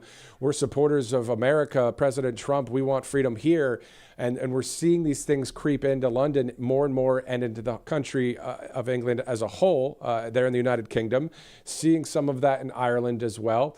And this is what is concerning, is that according to Laura Trump the other day said this communism thing might spread throughout the whole country if we don't speak up and fight for our, as they said, our rights, our constitutional rights through voting, prayer, hard work.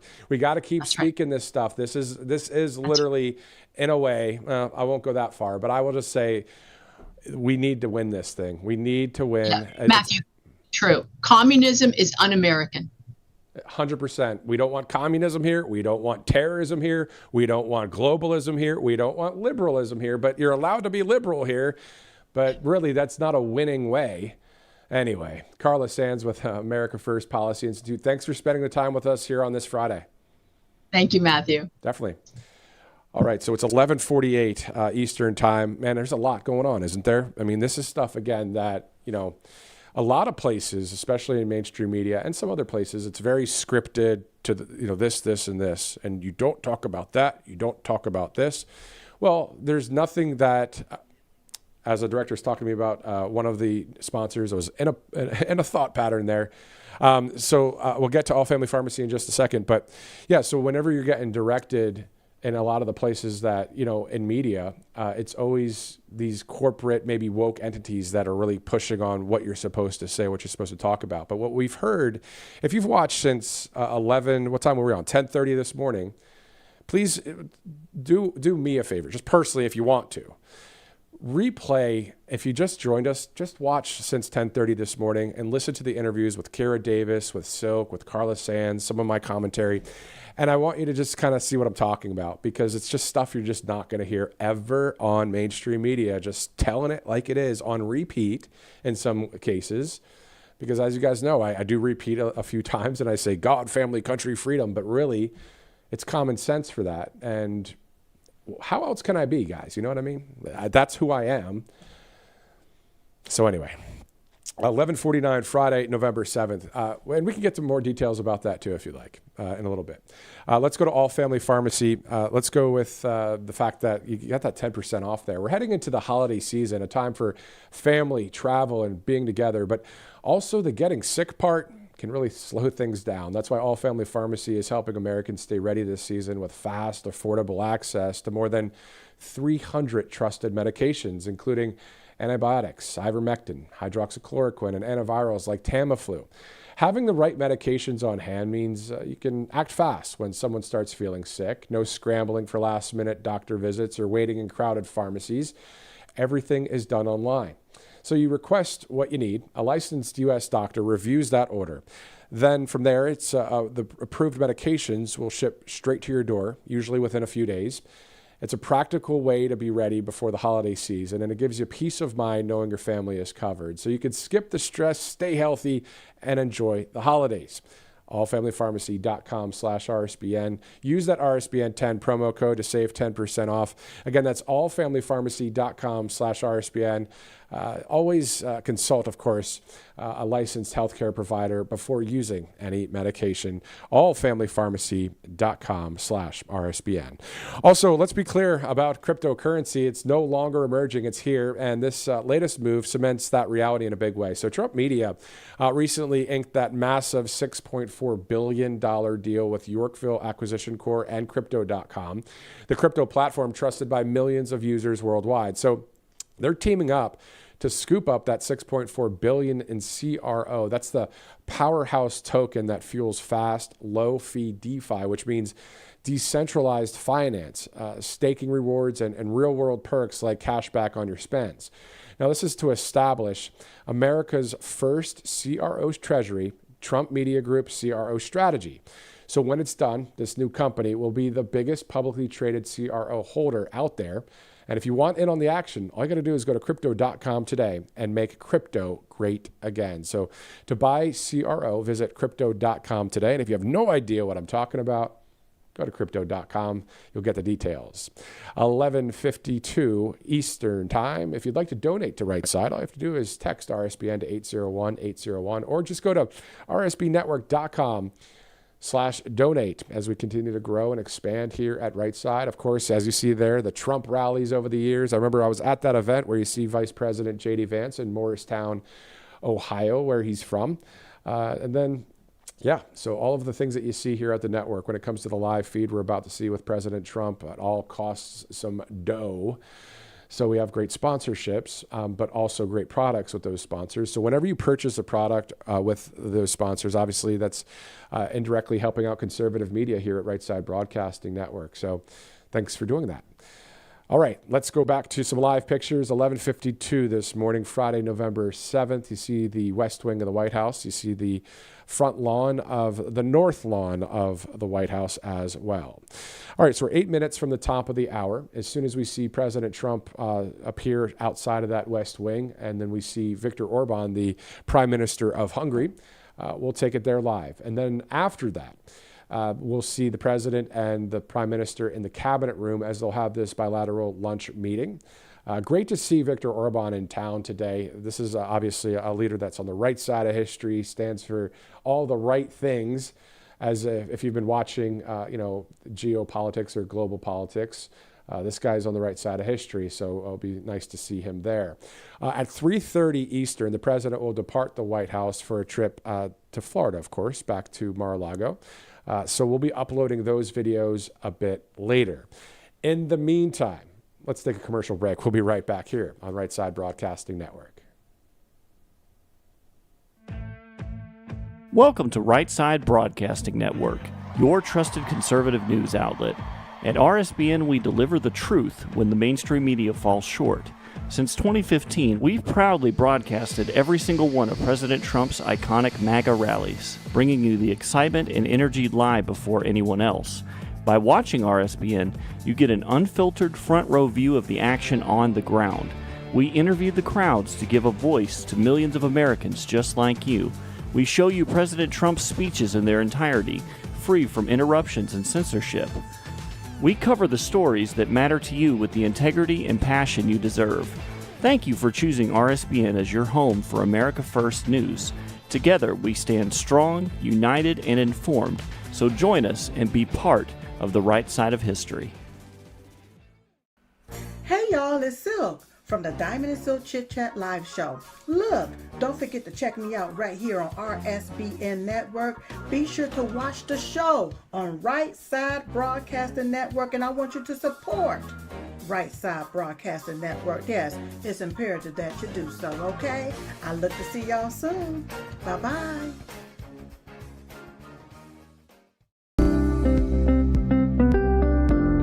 allfamilypharmacy.com/RSBN. You can scan that QR code now, RSBN10. That is the code, easy to remember, for 10% off. This is ivermectin, hydrochloroquine, antibiotics that will save you and yours from bacterial and viral infections, NAD+, and much, much more. 200 essential medications and emergency medical kits, the meds you trust delivered to your door.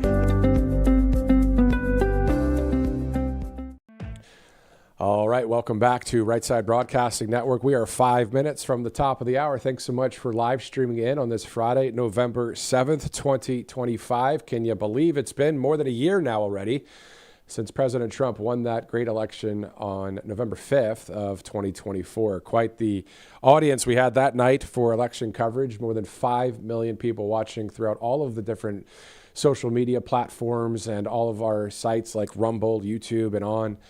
So great to watch those numbers come in back in the day. And then also, our app, website, so many places, Truth Social.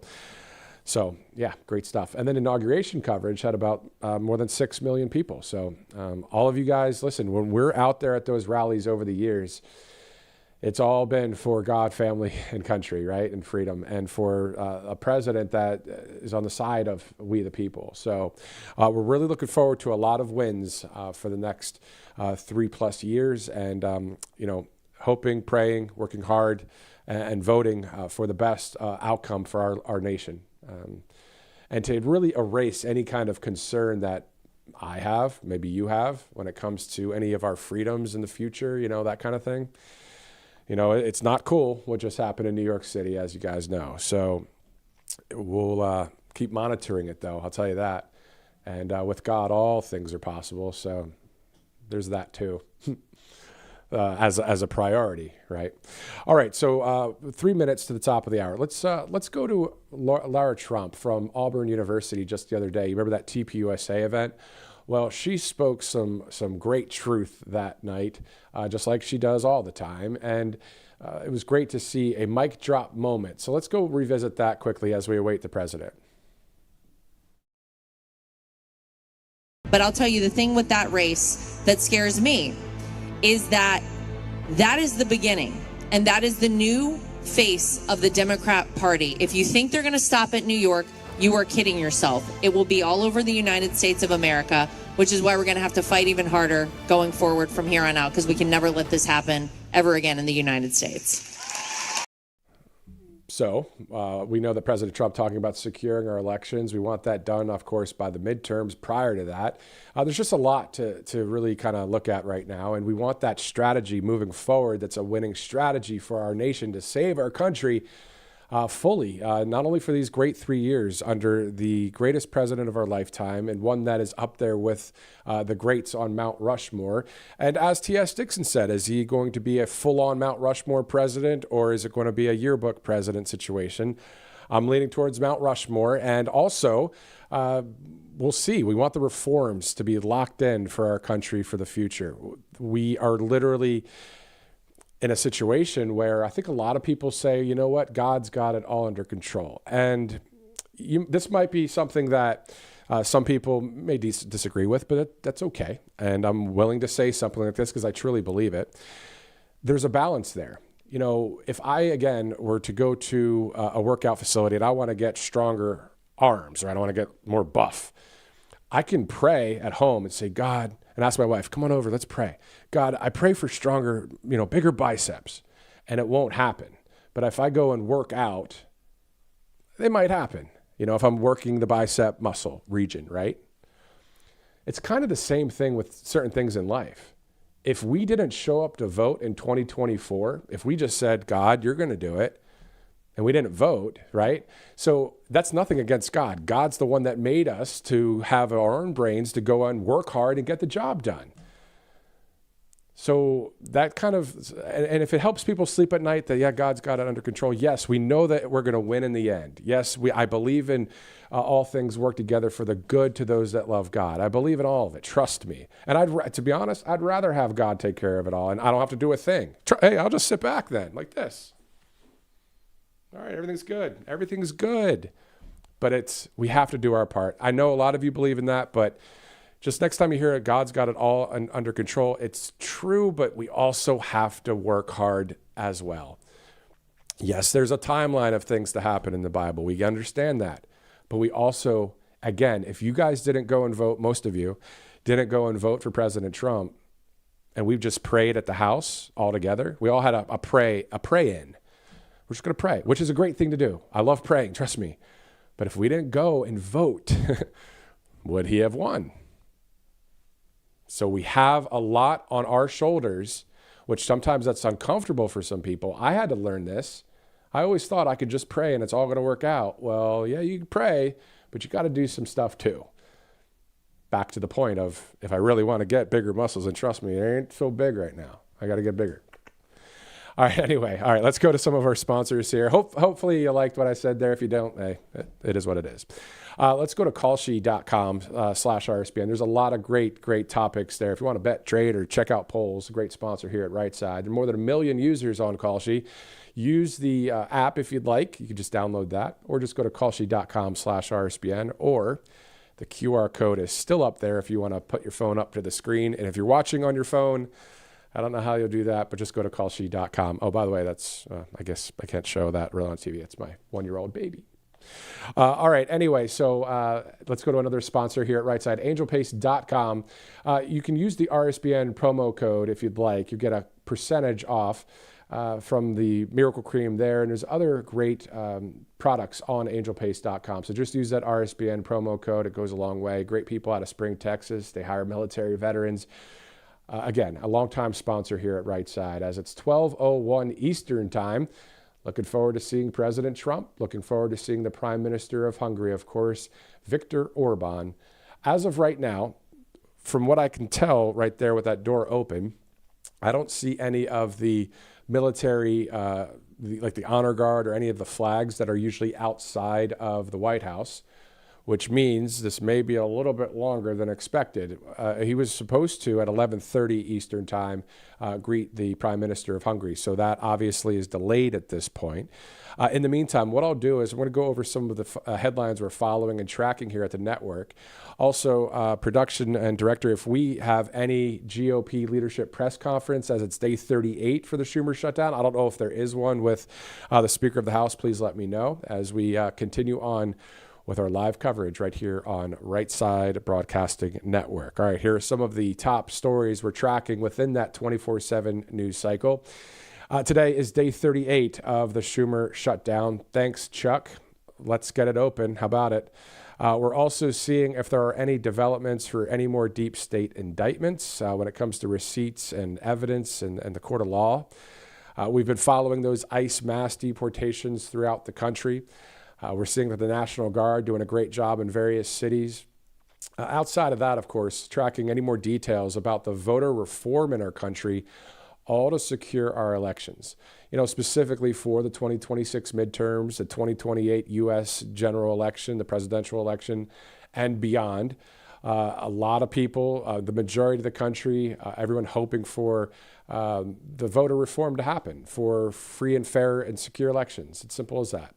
One-day voting, voter identification, proof of citizenship, paper ballots, no mail-in ballots, and the list goes on. And of course, we're monitoring any breaking news. Meantime, on Truth Social, I don't know if we have any of the posts ready to go, but we can look at Truth Social and see what the president is saying on there. Specifically, I'll read one from 46 minutes ago. He said, if Republicans kill the filibuster, they sail to victory for many years to come. If they don't, disaster waiting to happen. President Trump 3 hours ago saying, just say no to the nuclear option, terminate the filibuster. 3 hours ago, President Trump saying a similar thing. Republicans, terminate the filibuster and bring back the American dream. If you don't do it, the Dems will, and you'll never see office again, President DJT. I want to stop there and just share my opinion about that. If you agree, go ahead and share it in the comments. If you're saying, you know what, Matt, you're right. A lot of projection going on from the Democrats. They were saying, oh, President Trump's the one that's going to get into office and he'll never leave office and we'll never be able to have, the balance of all this again. The projection part of it is if the Democrats actually get into power again, they're playing for keeps, in my opinion, and then we're the ones that actually might not ever get power again. Do you agree? Are they projecting what they want to do anyway? I mean, if they've cheated and if you've seen all the things that have happened over the years, what would stop them? Nancy Pelosi, the old and broken political hack who impeached me twice and lost, is finally calling it, quote unquote, quits. She illegally made a fortune in the stock market, ripped off the American public, and was a disaster for America. I'm glad to see the stench of Nancy Pelosi go. That was at 8:36 this morning. I believe that was Central Time right there. And yeah, so that was spoken by the president. He also talked about a number of other topics that I'm just tracking here on Truth Social right now. If I go over to the White House right now, they're talking about this one article about airlines cancel hundreds of flights Friday amid shutdown-related FAA reductions. So ABC News reporting that, even though they're fake news ABC. There are sometimes the fake news, when there's a hurricane maybe, or there's like different kind of breaking news happening, they get some things right, but that's how they hook you. They say, oh, watch this coverage. And then when it's time to talk politics, we got you. Anyway, the White House saying, still sitting at the gate, thank your Democrat senators. They'd rather keep the government shut down than let Americans move forward. Time to open the government. It's true. And I checked on X yesterday, and I typed in flight delays, as you see the president posting that at about 11:15. And I was checking the flight delays around the country. I looked at Atlanta. I actually went to the Atlanta Hartsfield, Jackson Hartsfield Airport, the busiest airport on our earth. And I saw some delays here and there, but then I looked on X and I wanted to see who people were blaming about cancellations of flights and all of that, right? And I did see probably 5 or 6 out of 10 posts from various people all across the country saying, thanks, GOP, thanks for doing this to us. See, that's the point of the brainwashing that they're getting from the left-wing media. This has been a Schumer shutdown.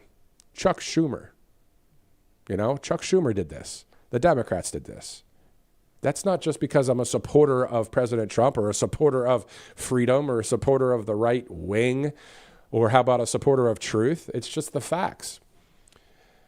The Democrats came to the Republicans before the government shutdown, right when it was about to be the government shutdown, which is the Democrats' government shutdown. And they go, we have a list of demands, and if you don't do these list of demands, we're not going to give you the continuing resolution and vote in favor of opening this government. We're going to let it shut down. And the list of demands were all anti 100% what President Trump's agenda is and what we the people voted for, things like the Medicare to give to illegal aliens and things, so many different things. How about the funding of NPR and PBS? Guess what?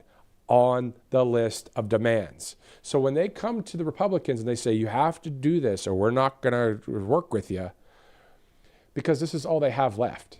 They don't have the power. We have the White House, so we have the executive branch, we have the legislative branch, we have, Congress and all that. We have more in the Supreme Court. So we're winning on paper.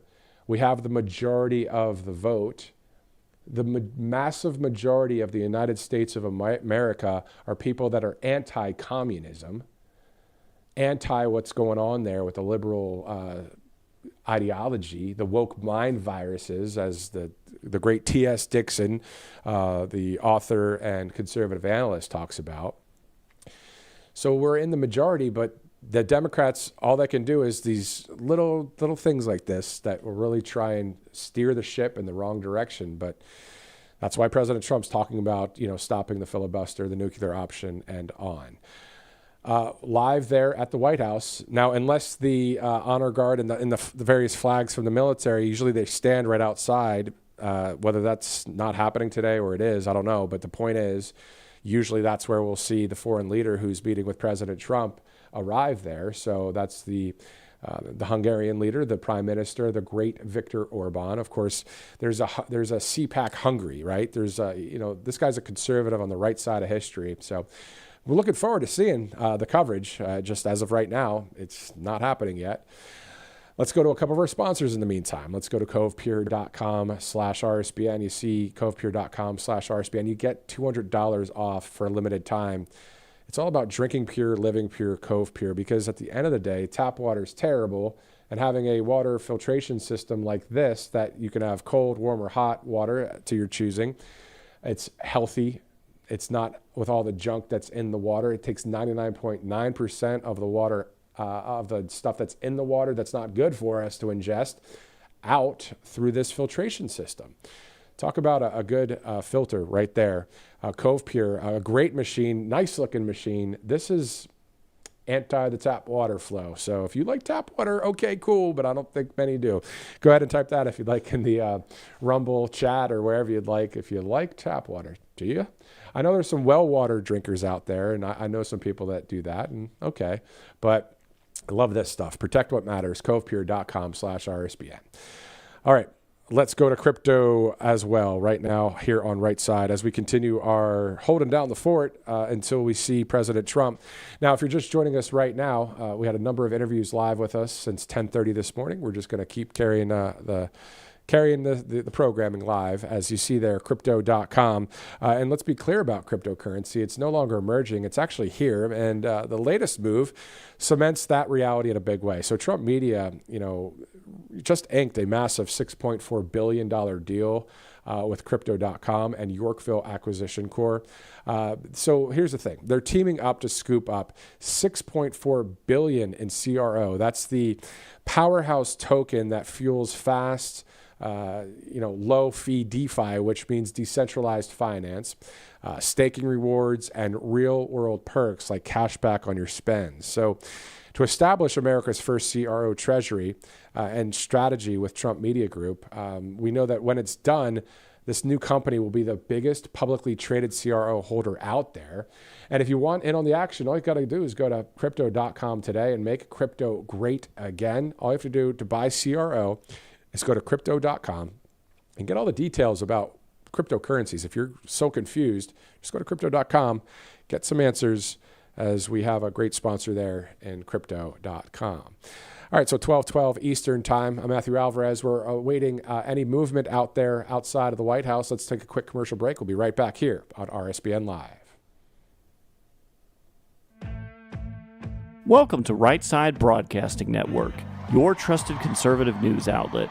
At RSBN, we deliver the truth when the mainstream media falls short. Since 2015, we've proudly broadcasted every single one of President Trump's iconic MAGA rallies, bringing you the excitement and energy live before anyone else. By watching RSBN, you get an unfiltered front row view of the action on the ground. We interview the crowds to give a voice to millions of Americans just like you. We show you President Trump's speeches in their entirety, free from interruptions and censorship. We cover the stories that matter to you with the integrity and passion you deserve. Thank you for choosing RSBN as your home for America First News. Together, we stand strong, united, and informed. So join us and be part of the right side of history. Hey y'all, it's Silk from the Diamond and Silk Chit Chat live show. Look, don't forget to check me out right here on RSBN Network. Be sure to watch the show on Right Side Broadcasting Network, and I want you to support Right Side Broadcasting Network. Yes, it's imperative that you do so, okay? I look to see y'all soon. Bye-bye.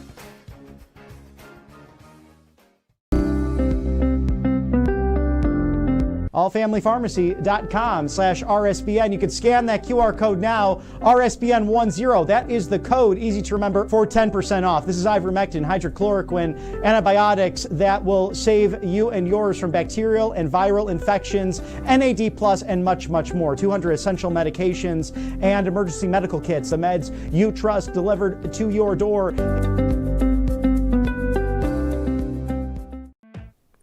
All right, welcome back to Right Side Broadcasting Network. It's 12:14 Eastern Time. We are standing by right now for the arrival of the Prime Minister of Hungary, Viktor Orban, and we'll see the president step outside the West Wing there, greet the Prime Minister, and then a few minutes after that, the two will be in the cabinet room of the White House for that bilateral lunch. We look forward to seeing that happen and take place here. I'm with you guys. I'm looking forward to it as well. Thanks for sticking with us as we kind of stand by for that. It's 12:15, Friday, November 7th, and there's a couple sound bites from a speech the other day at Ole Miss for that TPUSA. This is the Turning Point event where Mrs. Erica Kirk was on stage, and I've played it a number of times, and our production crew has played it as well. Because it's just a very important message. So while we wait for the president and this whole meeting to happen, let's go to Mrs. Erica Kirk from the other night in Oxford, Mississippi. And at this moment, every single one of us has a choice to make, whether we stand for freedom or we're just going to fall for everything else. I just want this to be the generation that says, we will not apologize for loving our country first. We will not be silent about our faith. We will not back down when the world tells us to kneel, because we bow only to the King of Kings.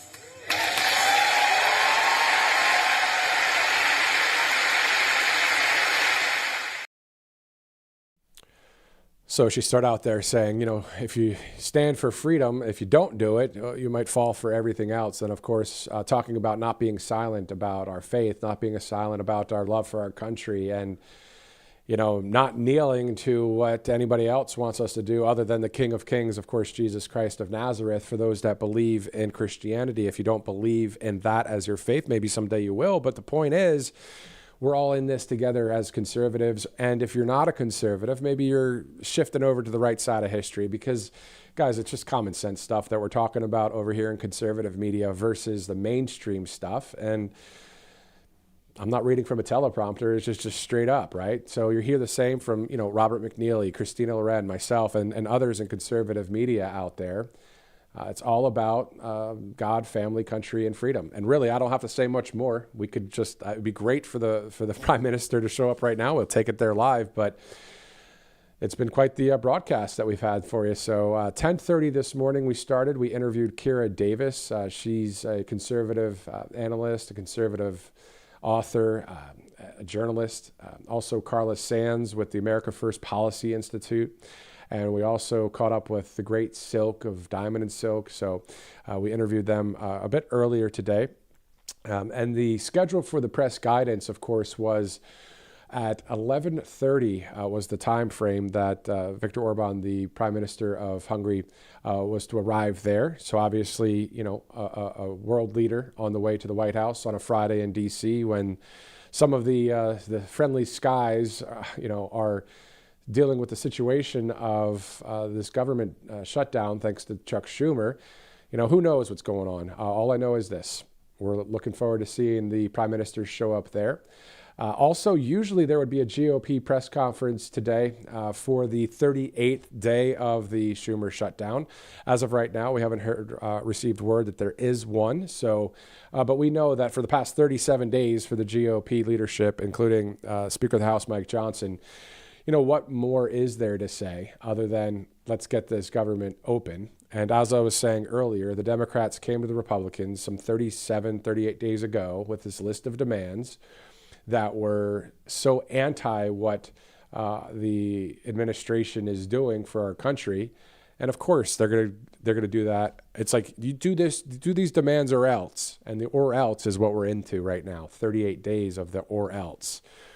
So not fun, but a lot to be done for our country. I'm going to get to a few talking points here in a minute as we continue to stand by there for the president and the prime minister. Let's go to monetary gold. In the meantime, for years, the signs have been clear, but most Americans ignored them.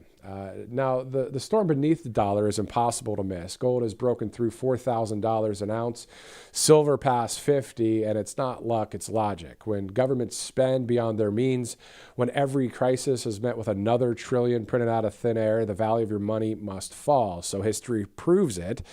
Every time a currency weakens, gold and silver rise to reveal the truth.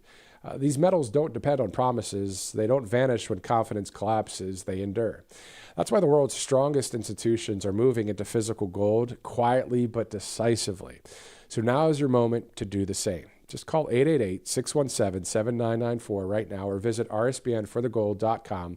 Take what you've built and make it real before the next headline reminds you that paper wealth is just that, paper. Let's go to All Family Pharmacy as well. We're heading into the holiday season, a time for family, travel, and being together, but also the getting sick part, hopefully it doesn't happen, can really slow things down. That's why All Family Pharmacy is helping Americans stay ready this season with fast, affordable access to more than 300 trusted medications, including antibiotics, ivermectin, hydroxychloroquine, and antivirals like Tamiflu. Having the right medications on hand means you can act fast when someone starts feeling sick. No scrambling for last-minute doctor visits or waiting in crowded pharmacies.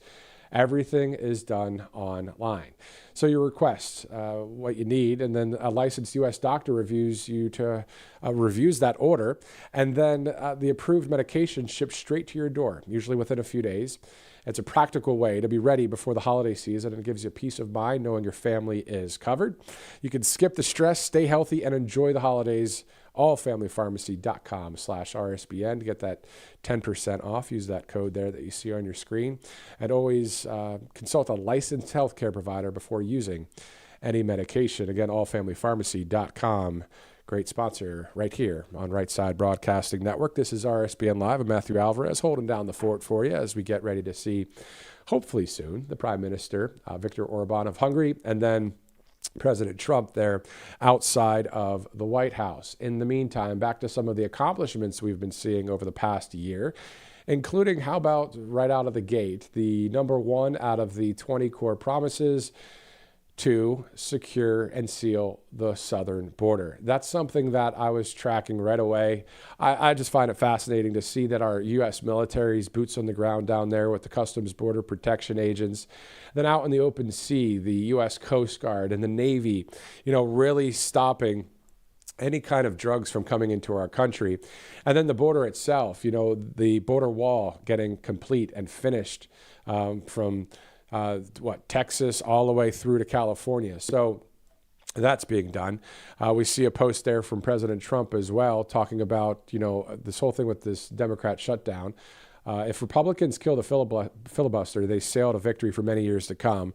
If they don't, disaster waiting to happen. So, yeah, we don't want that. So hopefully people do what's right. That's why we call it Right Side Broadcasting Network, or the right side of history.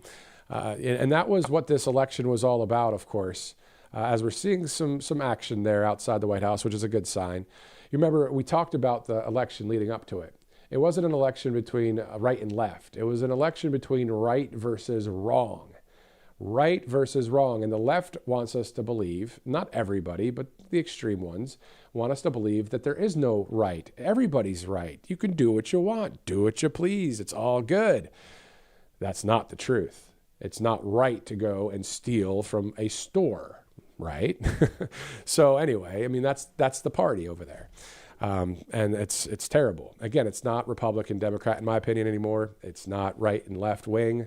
It's truth versus lies, freedom versus tyranny. And the thing is, as my buddy said one day, he goes, "Oh, it's about 800 people versus 8 billion. And I said, "What do you mean?"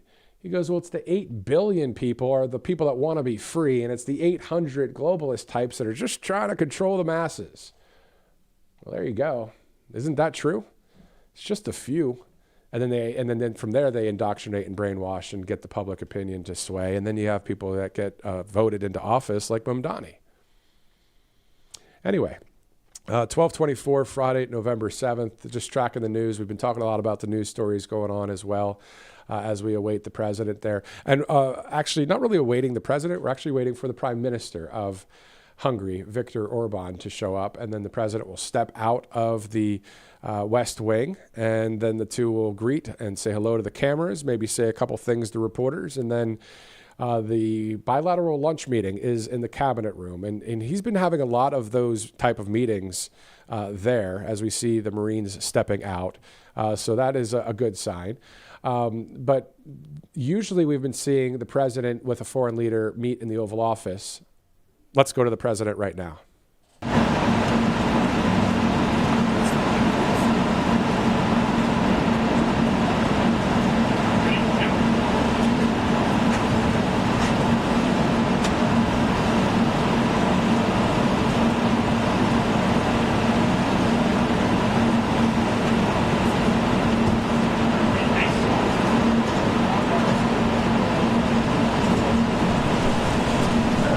President Trump, sir, any chance you'll meet with Putin in Budapest at some point?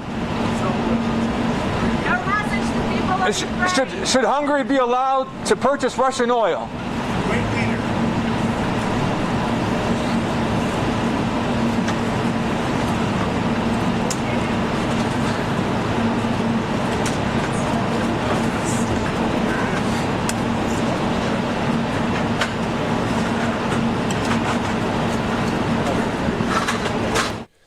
All right, so a little bit of inside baseball quickly. Let's start with outside of the White House. You saw some of the camera crew out there. Of course, that's White House staff, people like Margot Martin and others, getting those videos that you'll see on the White House page coming up in a little bit, stuff that we retruth here at the network where I post it, that kind of thing. And then from there, inside baseball would be the fact that the pool, when it comes to the reporters and the cameras, right now are most likely all already set up inside that cabinet room. So the president will walk in, Viktor Orban, the prime minister of Hungary, will walk in, and then that's when we'll see a picture come up live right here, and we'll toss to it live right here on Right Side Broadcasting Network. So that's how it's done. Sounds maybe easy, but that's a lot of work just to get to what we're seeing and doing here at Right Side, and just like with any network out there. But thank God for conservative media, people that are on the right side of history, spitting truth. Come on now, that's what we have to do. You got to go truth. Let's just do it. We got to win this, the midterms. We have to win the next presidential election. We don't want our constitutional rights ever to be taken from us. There's a lot that has to be done. And we're tracking it, we're monitoring it, we're talking about the stories here, including those indictments against Comey and others. These are factual stories, and we're talking about them. And it's just what is emphasized when it comes to the mainstream media. And the reason why we talk about them a lot is because they are about 90-95% of media. There's only about 5 to 7% of conservative media, and it's growing. And it's great. There's a lot of great, Gateway Pundit, there's a lot of different places like Right Side Broadcasting Network. There's a lot that's doing great out there, including Mike Lindell. Let's go with MyPillow.com. MyPillow.com. If you want to purchase any of the products there, of course, that'll help Mike Lindell, help the company, but also, purchasing high quality products, indirectly helping Right Side Broadcasting Network as well. So, MyPillow.com/RSBN. 6-piece towel sets are back in stock, as you see there. A lot of great products. How many of you guys have a MyPillow product wherever you're watching right now, whether it's Rumble, YouTube, maybe on Truth Plus, wherever you're watching?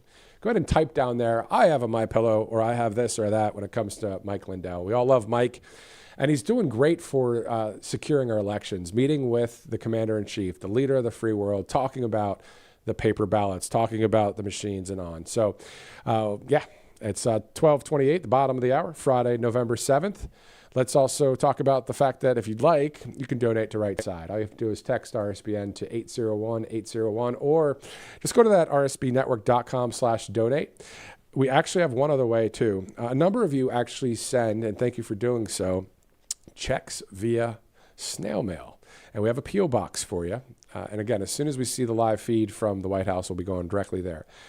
You can mail us cash or a check to a P.O. box. All right, so let's go with 1550 Opelika Road, Suite 6, Box 344, Auburn, Alabama 36830. Again, 1550 Opelika Road, Suite 6, Box 344, Auburn, Alabama 36830. And it's kind of your way of saying, you know what? Corporate entities that advertise on some of the other networks, we're not bought and paid for.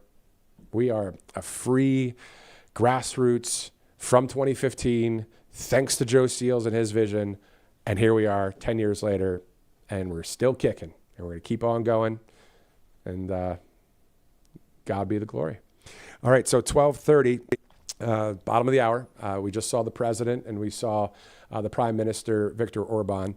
We will be seeing, again, in that cabinet room here momentarily, the live feed as the two leaders sit there and as all the cameras get organized and everything is up to par, then we'll go there live. So looking forward to seeing that. Of course, the pool camera usually right in the middle. So when we see that live camera, it'll be right in front of the Commander-in-Chief. This is going to be good because, every time's good. But hearing the president's opening, statements or comments, he may be hearing from Viktor Orban, and then opening up to questions. And then from there, the press gets cleared out, and then the two have their bilateral meeting. Again, Viktor Orban on the right side of history, a great, great leader out there in Hungary. A place that my wife and I actually, she said at first, she's like, I want to go to Budapest. I want to go out there. She has, a history of family from Hungary. So maybe someday. Hungary would be a great trip. I'd like to go to Italy as well. But we're not here for hearing where I want to travel. I've been to Australia, by the way, and Chad, Africa, Nicaragua, and a number of countries. And a lot of these places were for Christian mission trips back in college. Great, great times. When you're younger, you think, I'm going to go save the world. Well, at least you try, right? And we all have our stories, our journeys up and down. But anyway, live here at 12:31. It's the bottom of the hour, Friday, November 7th. Again, we were live 2 hours ago. And if you're just joining us now, today's a day that if you have a minute, maybe over the weekend, maybe you're bored on Sunday afternoon or something, just replay from the beginning. You want to hear what Kira Davis has to say, a great conservative journalist. And, a lot of times people tease their coverage, which is great. It's part of TV. But Kira Davis, man, she was on fire earlier. So was Silk. And so was Carla Sands with America First Policy Institute.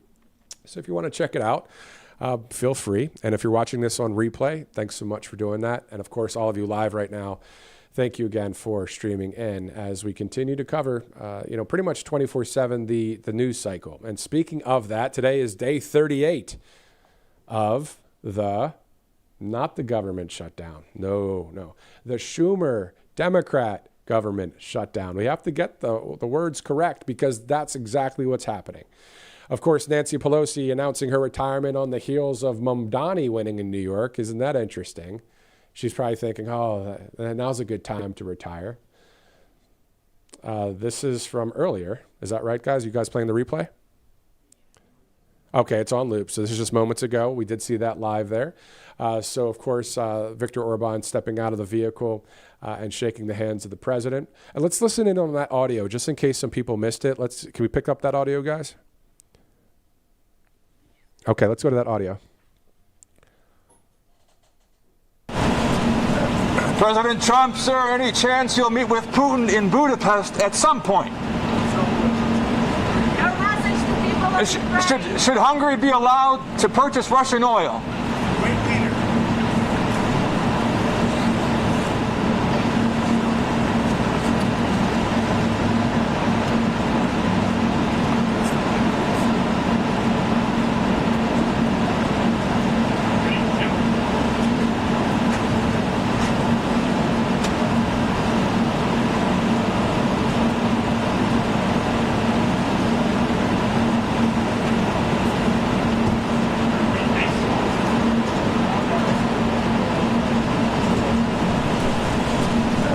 President Trump, sir, any chance you'll meet with Putin in Budapest at some point? Should Hungary be allowed to purchase Russian oil?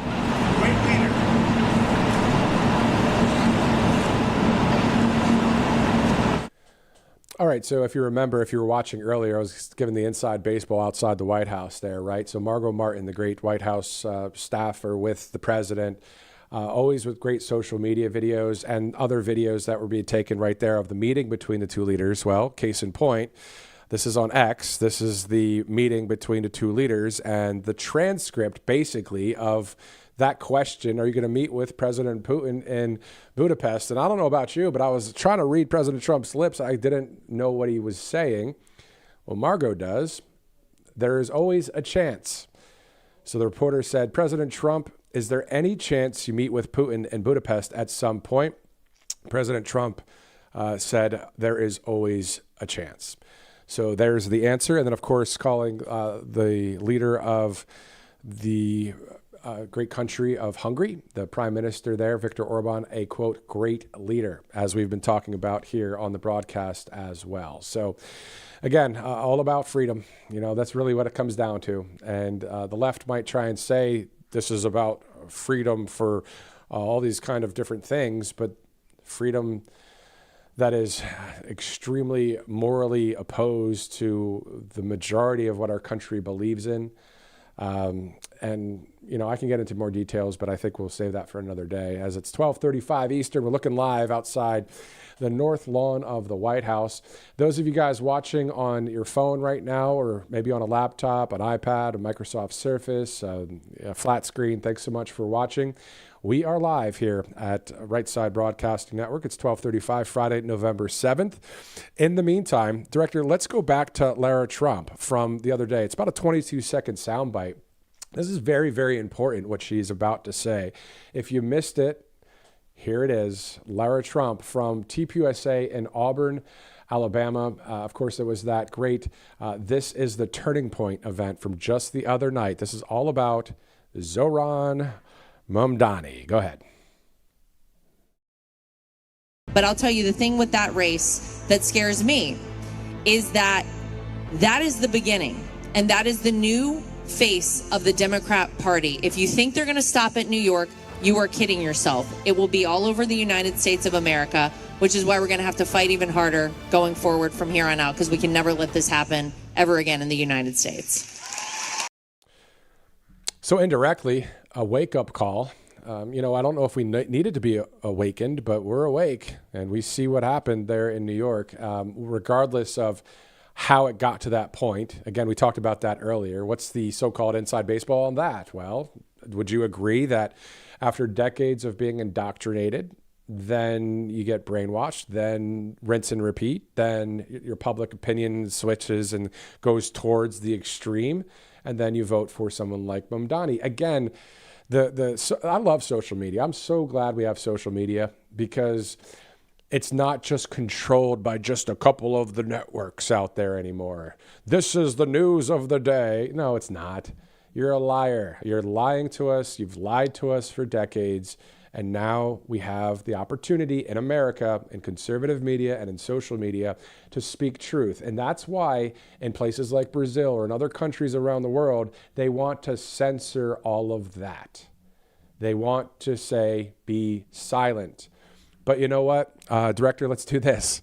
Speaking of trying to make us be silent, can we go back to Erica Kirk, Mrs. Erica Kirk from Ole Miss just the other day? Let me know when that's ready, please, because she talks about not being silent and reasons why. And that's just something that, we're going to keep on keeping on, speaking truth, whether it's on camera, whether it's to our friends and family, whether it's out there, you know, canvassing neighborhoods to talk to people. Because that's why people do that, to win over the mind that has been indoctrinated. We need massive detox. If people voted for what they've just voted for in New York, that was because of years of indoctrination. But let's listen to the great Mrs. Erica Kirk from Ole Miss just the other day. And at this moment, every single one of us has a choice to make, whether we stand for freedom or we're just going to fall for everything else.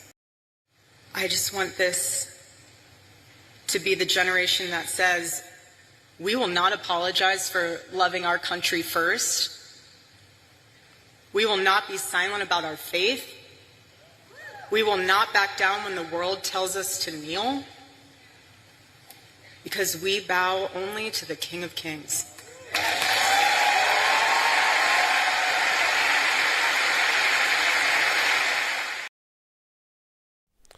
We won't ever forget the great late Charlie Kirk. We won't ever forget his legacy. We won't ever forget the freedom that he stood for.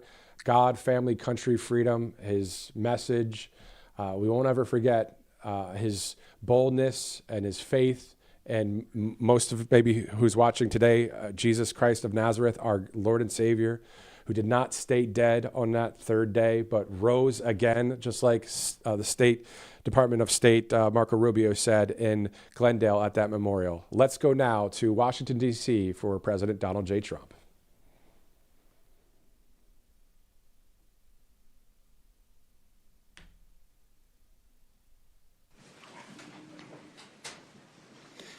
Well, thank you very much. It's an honor to have a friend of mine here, Viktor Orban, the Prime Minister of Hungary, and he's done a fantastic job. He's a very powerful man within his country, but he's also beloved. They love Viktor, and people that know him do.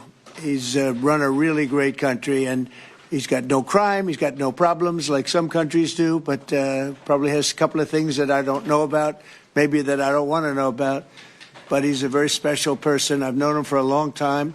We're going to be talking trade. We're going to be talking a little bit of Russia, Ukraine. We'll be talking about energy and energy prices. We have energy down to a pretty low point right now in the United States. We're drilling, drill baby drill, we call it. But energy costs are very low. Our general costs are very low. And I just saw that Walmart came out with a statement last night. They've done it for many years, that Thanksgiving this year will cost 25% less than Thanksgiving last year under Sleepy Joe Biden. So that's a big difference. That's a big difference. 25% less Thanksgiving. And I think that's a very good chart. They include everything that you need for Thanksgiving. So it's 25% less this year than it was last year. And that's true. That's emblematic of the rest of prices. Energy prices are way down from what they were last year. Inflation is almost non-existent. We have inflation down to a very low number, whereas Biden, as you know, is the worst inflation in the history of our country. So we're doing very well. We have a shutdown, as you probably know, because the Democrats have gone, they're crazy. They're crazy. But they don't care if they hurt the country. But we've approved it 14 times. We've approved opening up 14 times, and they keep rejecting it. And I guess maybe they will again. Let's see what happens. They want to have a lot of bad things happen, bad things for our country. We're not going to give $1.5 trillion to people that came into our country illegally. We're not going to do it. To people came from prisons. They came from mental institutions. They're drug dealers. They want to give them medical care. $1.5 trillion. And we're not going to do other things that they're requesting also. So I just want to welcome this really good person. I know him very well. He's a good person, and he's a great leader, and he's loved in his country. And Viktor, would you like to say a few words? Thank you very much, President. Thank you. First of all, may I say that thank you very much for the invitation. It's good to see you, President, back to the White House, and good to be back after 6 years, anyway, again, to see you here, as we have met last time. The reason why we are here to open a new chapter between the bilateral relation of the United States and Hungary, basically because during the Democrat administration, everything was ruined. So after your leaving president, everything was basically broke, ruined, cancelled, a lot of harm done by the previous administration. In the last 10 months, President, what you have done, we are very much grateful for that. You restored the old level of the relationship. You improved the bilateral relation. You repair what was done badly by the previous administration. So now we are in quite a good position to open up a new chapter, let's say a golden age between the United States and Hungary. And we have plenty of suggestions for today: economic cooperation, military cooperation, and political cooperation. And the main issue, probably, President, you know we are neighboring Ukraine, which is in war. It's the most important issue for us, and we would like to discuss with you how we can contribute to help you in your peace efforts.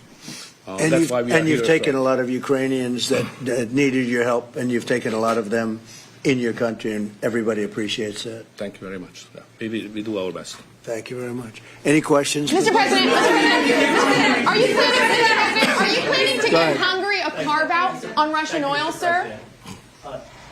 Mr. Orban has requested an exemption as it relates to oil that is coming from Russia.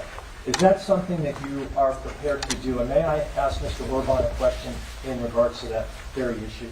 Sure. We're looking at it because it's very difficult for him to get the oil and gas from other areas.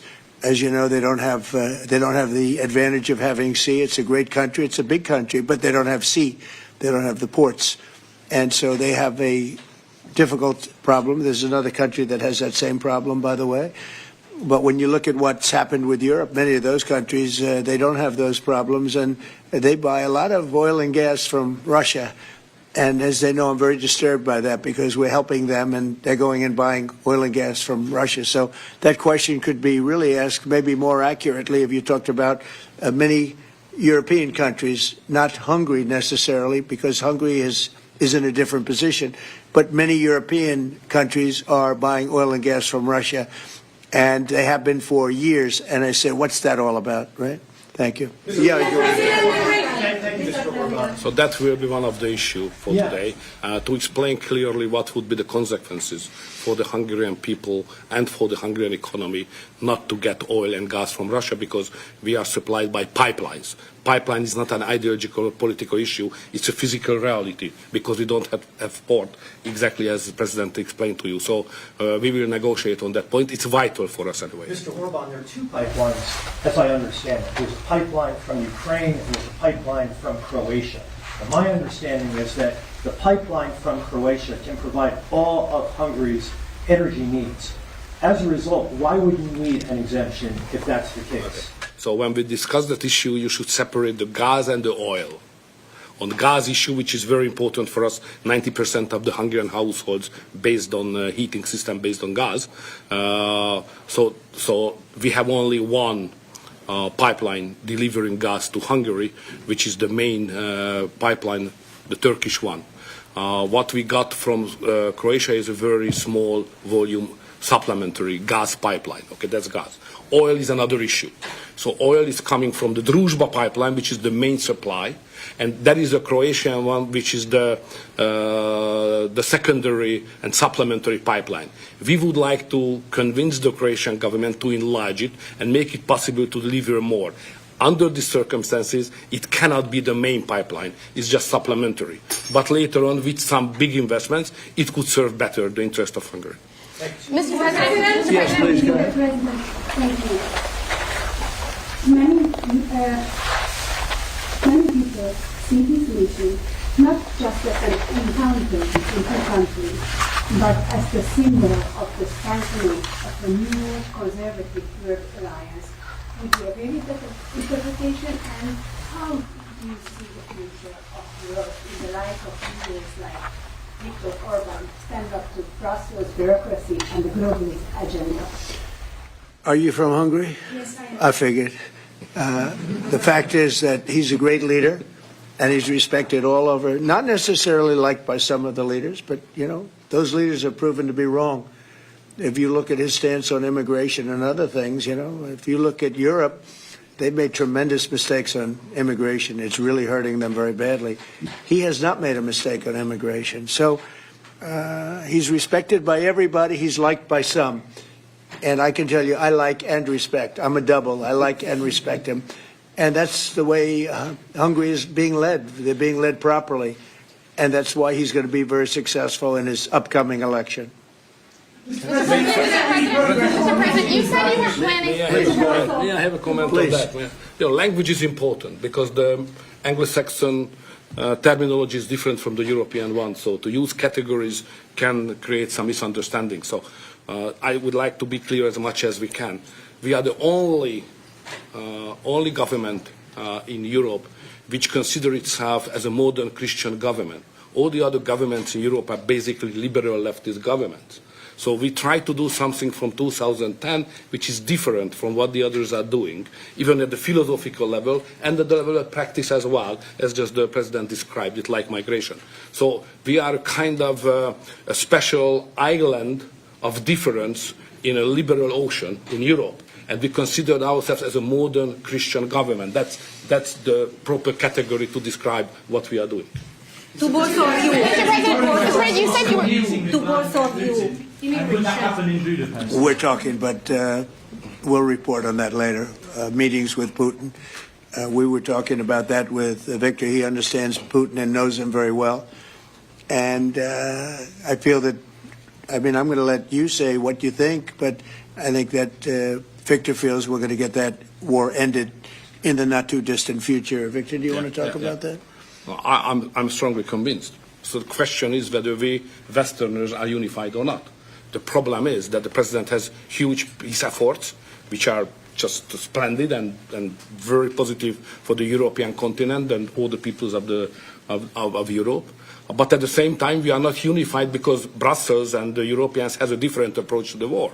So the only pro-peace government is the United States government and the small Hungary in Europe anyway. All the other governments prefer to continue the war because many of them think that Ukraine can win on the front line, which is a misunderstanding of the situation. So it's a complicated issue. We will discuss it.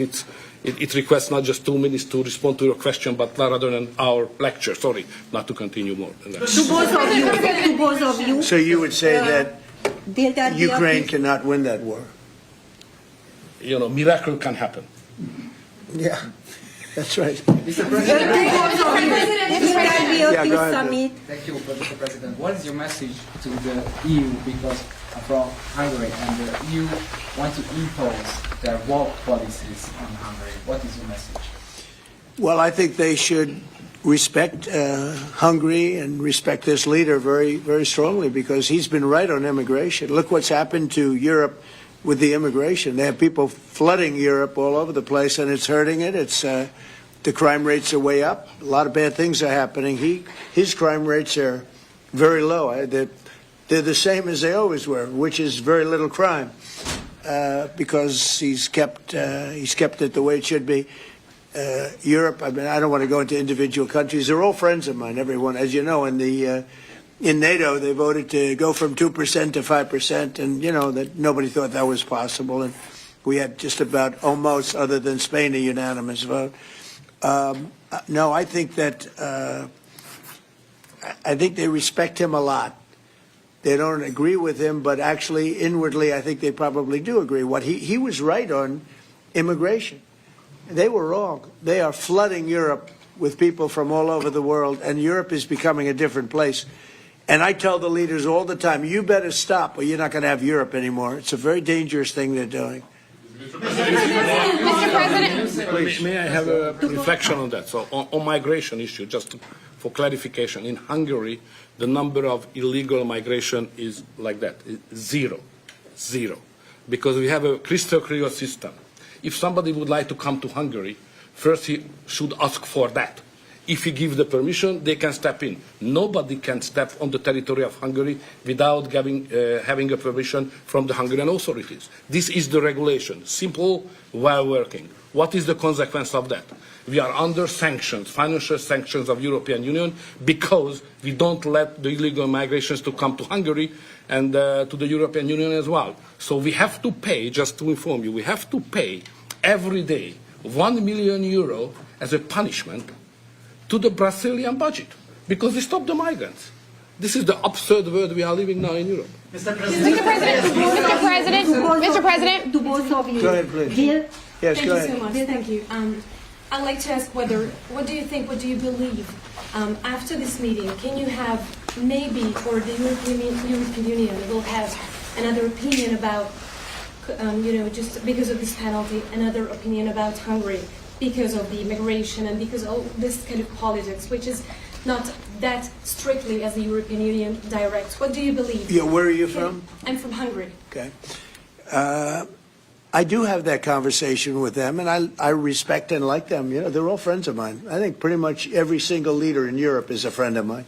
We get along really well. They've done everything I've asked them to do with NATO, etc. The only thing they continue to do is buy oil from Russia. That's not too good. But I told them they should respect this man. They can also learn from Victor. Victor has had a very hard stance on, more than anything else, immigration or even illegal immigration. He literally has accepted no one over the years. Think of how much greater these countries would be if they didn't have the tremendous crime that has come in with the immigration. People just flowing into Europe. They've got to stop it. And not only stop it, they have to reverse it. They have to get them out. We've done that here. We have 0 people coming in now. The borders are closed. We take people, but we take them legally. But we've done it very strongly, and we're moving hundreds of thousands, millions of people out. We had, of the 20 million people, 25 million, nobody knows even what the number is. They never knew. Biden had no idea. He had no idea. I don't believe he had any idea what was happening because he wasn't about open borders. But we had open borders, and we had millions of people come in, and they were coming in from jails. They were coming in from mental institutions. They were coming in as drug dealers. We had 11,888 murderers. Half of them committed more than one murder. We're getting them all out. We're getting them out. He doesn't have that problem, but Europe does have that problem. Other parts of Europe have that problem. So, I tell them all the time, I stick up for Viktor Orban. Not a lot of people do because in many cases they're jealous. They wish they did what he did. They would have no problems if they did what he did. And I have a bigger heart than anybody, but, they've destroyed some of those countries. Some of those countries had no crime 10 years ago, and now they have quite a bit of crime. And I would say that I don't know anything about your crime levels, but I would imagine they're very low. Down. Huh? Not too high, right? No, it's very down. Mr. President, since you brought up, Mr. President. No. Just a clarification as well. I'm not here to ask how President Trump to manage my conflicts or our conflicts with the European Union. This is our matter, so we will do it. What we need is a golden age, to open a golden age of the United States-Hungary relationship. That's the biggest help we can get from the United States. And maybe Europe too. We can include Europe, but it's going to get more difficult. So inside the European Union, we will manage all of our affairs. To be the most possible humble guy, yeah? But I'm the longest-serving Prime Minister of Europe. I survived all the Prime Ministers who attacked us. And I'm sure we will survive next years as well. So we will manage our conflicts successfully. Mr. President, since you brought up, Mr. President. Question for the Prime Minister. Speaking of Europe, last month you said that you would not withdraw U.S. troops from Europe, yet a few weeks later the Pentagon decided to withdraw significant number of troops from Romania. So have you changed your mind, or the Pentagon ignored your assurance? No, they don't ignore anything that I say. What they do is we make changes. We move. It's the same number, total number, but we move people around. I happen to like the Romanian people. I think they're great people. And Pete, you may want to suggest something right there, please. Absolutely. No, nothing was uncoordinated with the White House. It's all part of the view that we have of Europe, and there will remain troops in Romania, but there's some change in how we rotate and how many we rotate. And the relationship with Romania is very good, right? It's very good, and we've coordinated all this with Secretary General Rutte, throughout EUCOM, throughout our allies. Everyone was notified in advance. The relationship with Romania is very good. The relationship with Europe is very good. I disagree with what Europe is doing having to do with immigration, but I agree with them on many other subjects. We just signed the biggest trade deal ever made with Europe, $950 billion. We were able to do it because of tariffs. It was a deal that was good, very good, but we had a very unfair deal. We were treated very badly before I came into office, but we just signed. It's the single biggest trade deal ever signed. So we have a very good relationship with Europe. Yeah. Mr. President, what is the main dispute with the Russians which prevent the Budapest summit with Putin from taking place? The basic dispute is they just don't want to stop yet. And I think they will. I think it's taken a big toll on Russia, a big toll on both countries, obviously, but it's taken a big toll. They're losing 7,000 soldiers a week. That's a big toll. And between the two of them, divided, with Russia losing more soldiers, actually, but they're both losing a lot of people. And that's the primary thing that, with me, it's not economic, it's not money. In fact, we don't spend any money. We send it to NATO. They pay us for our missiles and for our military and everything else. It's not a question of money. It was with Biden. He spent $350 billion. He got nothing for it. The war would have never happened. If I were president, the war would have never happened. I think you would agree with that. This war would never have happened if I were president. It's stupid that it happened. But it did happen. I inherited the war, and I think we're going to get it ended. Not too distant future. Mr. President. Yes, please. So no question that if that time the name of the United States president would have been Donald Trump, there would be no war between Ukraine and Russia. That's clear. But what we are speaking about here is more than that, because without the pressure coming from the United States government, I'm speaking 2022, the Europeans would not take that hard line what they have today on the war. Remember that big countries of Europe rejected to be involved more than just sending some, humanitarian issues. So the pressure coming from the United States to be more pro-war in Europe. So that's the fact of the history anyway. So we have to restore something which was ruined and created from here, and that's the reason why I understand absolutely the devotion of the president now to do everything to stop the war, because that would be not that deep without the previous government pressure from here. So the reason why I'm here to be as much as helpful I can to contribute to the peace efforts of the president, because that was an enormous mistake what we have done, the Western world several years ago, and we have to stop it, and it's common responsibility. Biden actually pushed for that war to happen. Okay, if you can believe it. Nobody can believe it, but it's one of those things. And now look what happened. Look what's happened to Ukraine. It's a much smaller country. A lot of people are dead.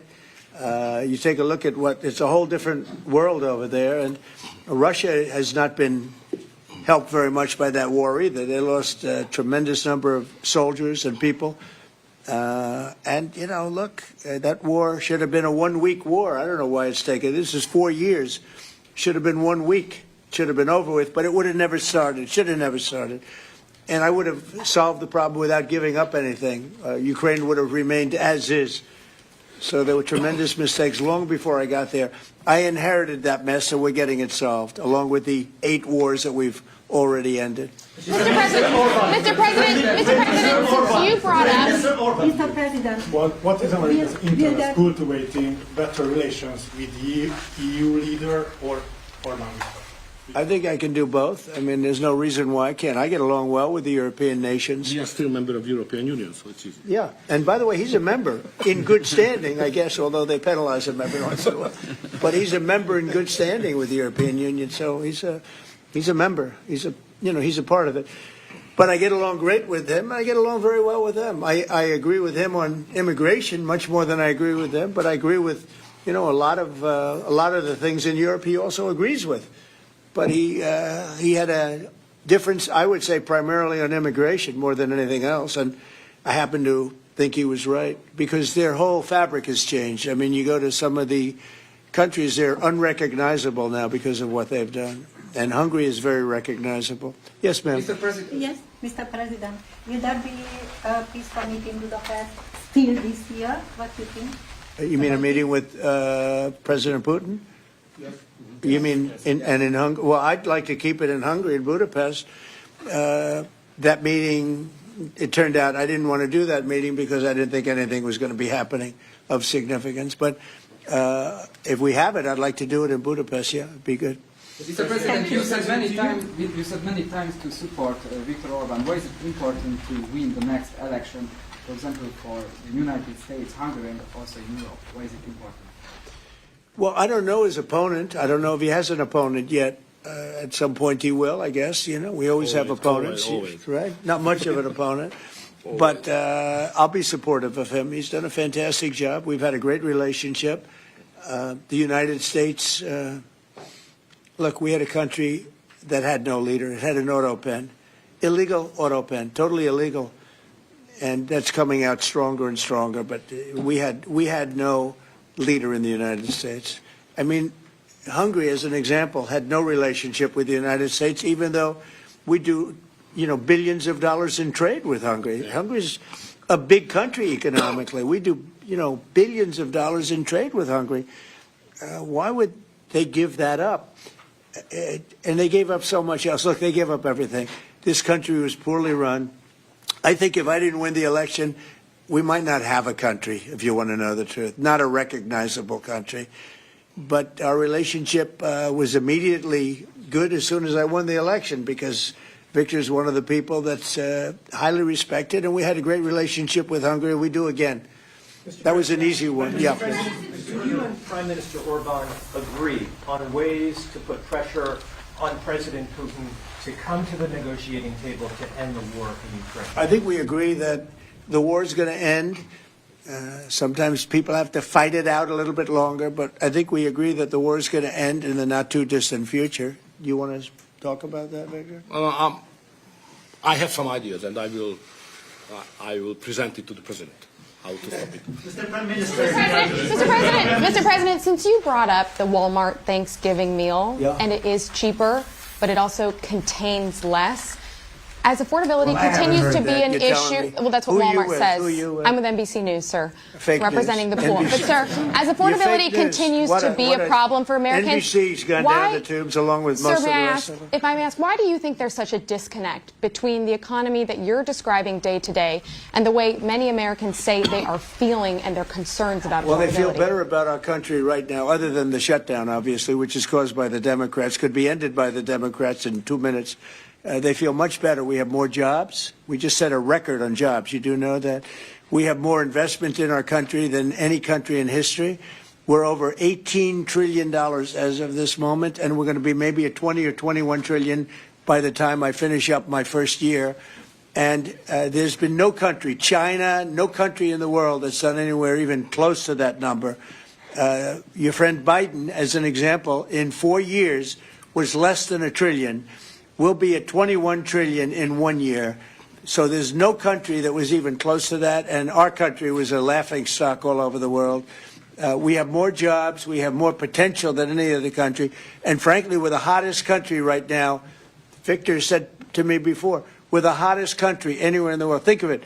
We'll have $21 trillion invested. We have auto plants pouring back in. We have AI pouring back in. We're leading China in AI by a lot. We're leading everybody in every category. There's no category that we're in second place. So I just heard this yesterday that Walmart said that the Thanksgiving was 25% more expensive under Biden. That's a big, to me, that's a big number, because Walmart's respected. I mean, Walmart is Walmart, and, they're giving you prices. So that would mean that the whole series of pricing and costs, the groceries and everything else, it was a con job. It was a con job. Affordability, they call it, was a con job by the Democrats.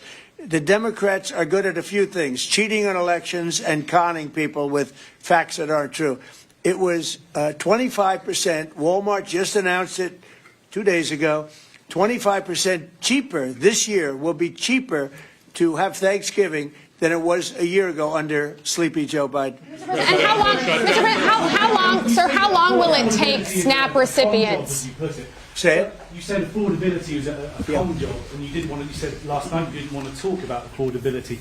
I talked about it. When did I not want to talk about it? I talk about it all the time. We are much better than Biden and all of them. Now, just so you understand, do you remember that the Biden administration had the highest inflation in 48 years, but most people say ever recorded? Do you remember that? Right? Do you remember it? So, yeah. Did they have the highest inflation in 48 years? Did they? Just answer me the question. You know the answer. The answer is yes. They had the worst inflation in 48 years. We have almost no inflation. We're down now to 2%, and we'll be at maybe 1%. You want to always stay above 1%, actually. You want a little tiny bit of inflation. We're at a perfect number. They were at the highest level in recorded history, okay? And when you talk about affordability, that one fact. Now, let's talk about the second biggest subject after inflation, energy. We're going to be at $2 gasoline. We're going to be approximately $2 very soon. We're a little bit above $2 right now for gasoline. Now, under Biden, it was $4.50. It even hit $5, but it was $4, $3.50. We're going to be at $2 a gallon. So gasoline's much less. Energy costs are less. When you have energy and when you have gasoline less, everything else follows. It's such a big category. So when you have lower energy prices, which I think you admit we do substantially, that means everything else. So we are the victors on affordability. But if I watched that election, which I was not much involved in, I didn't support Virginia, the candidate, didn't do a lot of support for the other candidates. They asked me about Cuomo, and I said, well, it's a question, do you want a thug or do you want a communist? I mean, that was my response. So I wasn't involved in that stuff too much. But I will say this, if you look at affordability, which they campaigned on, they lied because they talked about, oh, prices are up. No, prices are down under the Trump administration, and they're down substantially. Energy prices are down by 30, 35, 40%. Gasoline is way down. And the other big thing is inflation is way down. The biggest thing is inflation. The second biggest thing is energy. Energy is way down, and what's also down? Gasoline. Also, the biggest thing is inflation, and it's way down. We took over a mess, the highest inflation in recorded history. Some people would say 48 years. I'll take either one of them. But I believe it's the highest inflation in recorded history. That alone makes it impossible for them to have done a good job affordability-wise. So one other thing. When I came into office, Victor, 2 days into office, they were screaming at me about the cost of eggs. I was there for 2 days. Eggs had quadrupled. And I said, listen, I just got here. Let me check it out. And they were right. Eggs had gone up by 3-4 times. Within a period of a few months, we had eggs down to a normal cost. We did a great job on groceries and affordability. The only problem is the fake news. You people don't want to report it. And, in fact, I'd like to ask Caroline. Where's Caroline? I'd like to ask Caroline a question. Where is she? Did she? Uh-oh. She deserted us. She deserted me. Our great Caroline superstar deserted me. Anyway. How long, sir? How long right is it? Outside. Mr. President. How long is it? She was going to talk about because the fake news yesterday, they talked about that. They said, oh, I don't want to talk about affordability. The reason I don't want to talk about affordability is because everybody knows that it's far less expensive under Trump than it was under Sleepy Joe Biden. Here she is, sir. And the prices are way down. Caroline? Yes, sir. Could you discuss that question that was asked and how it was asked in such a fake, disgusting manner by the fake news? Yeah, and I just saw it asked again here, and it's very unfortunate that the reporters in this room refuse to address, sir, what you just said, which is that you inherited the worst inflation crisis in modern American history, and you are fixing it in 10 short months, and your entire administration has been tasked with this effort, from Treasury Department to Agriculture Department to the National Economic Council right here at the White House. They are slashing regulation. He signed the largest middle-class tax cut in 6 months. In 6 months, in record time, putting more money back into the American people's pockets. So affordability is what the American people elected this president to do, and he is doing it, and you guys refuse to cover it, and you refuse to cover that the previous administration created the worst unaffordability crisis in American history. And I've been watching the TV all day saying that he doesn't want to talk about affordability. That's what he's working on every day, and that's what this administration is doing. That's what I'm talking about right now. But you know why they refuse to cover it? Can I because they're fake news. That's why. Go ahead. Can I get her for a moment? Sure. Caroline, the Prime Minister would like you to work for him in Hungary. Please consider. Thank you. You know what? It's a very good decision you just made. President, on the, Please don't leave us. on the Caroline. shutdown, Mr. President, please. you spoke to Republican senators. They do not seem interested right now in getting rid of the It's filibuster. too bad. They're making a big mistake. That's right. No, Well, but what's the they're off coming ramp here? my Is my way. question to you. You're right. Wait a minute. The way to do it for the Republicans is to terminate the filibuster. They call it the nuclear option. This is the second form of nuclear. Very good. Very good. This is a good form. This is not a bad form. I would have been in favor of that a long time ago. But you know the Democrats are going to do that. And most of you will admit the Democrats are going to do that. So why aren't we doing it? And I think only a foolish person would be against that, especially when you realize that these are crazed people. These people are absolutely crazed, Trump derangement syndrome, whatever it may be. And I am totally in favor of terminating the filibuster. And we would be back to work within 10 minutes after that vote took place, and lots of other good things would happen. And it doesn't make any sense that a Republican would not want to do that. If they're not going to do that, then it seems like you'd have to make a deal with Democrats to end the shutdown. Are you Here's open some to of that? the things that we'd pass if we terminated the filibuster. Voter ID, no mail-in voting, no cash bail, no men and women's sports, no welfare for illegals. You could go on and on. This is 2 pages of things we'd do if you did that. Without it, I don't know that you pass anything because you can't deal with them. They're really irrational. They really are. But I was happy to see that a tremendous liability to this country, a woman that made herself rich in this country, Nancy Pelosi, has quit. And she'll be out of here pretty soon. And that I consider that to be a great asset for America, getting her out. Yeah. Are you ruling out a deal with Democrats? You're not interested in a deal with I don't Democrats? know. We'll see what they have. On we'll Snap, see. sir? But they're very destructive for the country. NBC, fake news. I'm not On taking Snap, you. Go ahead. sir, what? Are you worried about it backfiring in the future on Republicans? Should they get rid of the filibuster and then down the road? Well, normally I would say, well, a little bit. But the reason that I'm not is because if they ever took over power, they'll do it. Look, Joe Manchin and Sinema are 2 people that are no longer in politics because of this issue. They were opposed to what the Democrats wanted to do. They wanted to terminate the filibuster. They were opposed to it. They're no longer in politics. They're gone. The Democrats will do this. So if the Democrats are going to do it, I'm saying Republicans should do it before they get a chance. It's very simple. And if we do it, we will never lose the midterms and we will never lose the general election because we will have produced so many different things for our people, for the country, that it would be impossible to lose an election. Are you worried about an AI bubble? No, I love AI. I think it's going to be very helpful. So many things are happening with it. And in addition to which, we're leading China, we're leading the world in AI. We're building massive electric plants that the companies themselves are building for their plant. I've given them the right because we need so much electricity for that. And just the word is electricity, believe it or not. Double the electricity that we currently have in the country for just the AI plants. And I've allowed those companies to rebuild and build electric plants along with their facility. We're getting approvals done in less than a month, sometimes in 2 weeks for massive, beautiful, massive buildings. And no, I'm totally in favor of it. I think it's really going to be the wave of the future, and we're leading the world. We're leading everybody by a lot. How long do you think the shutdown will last?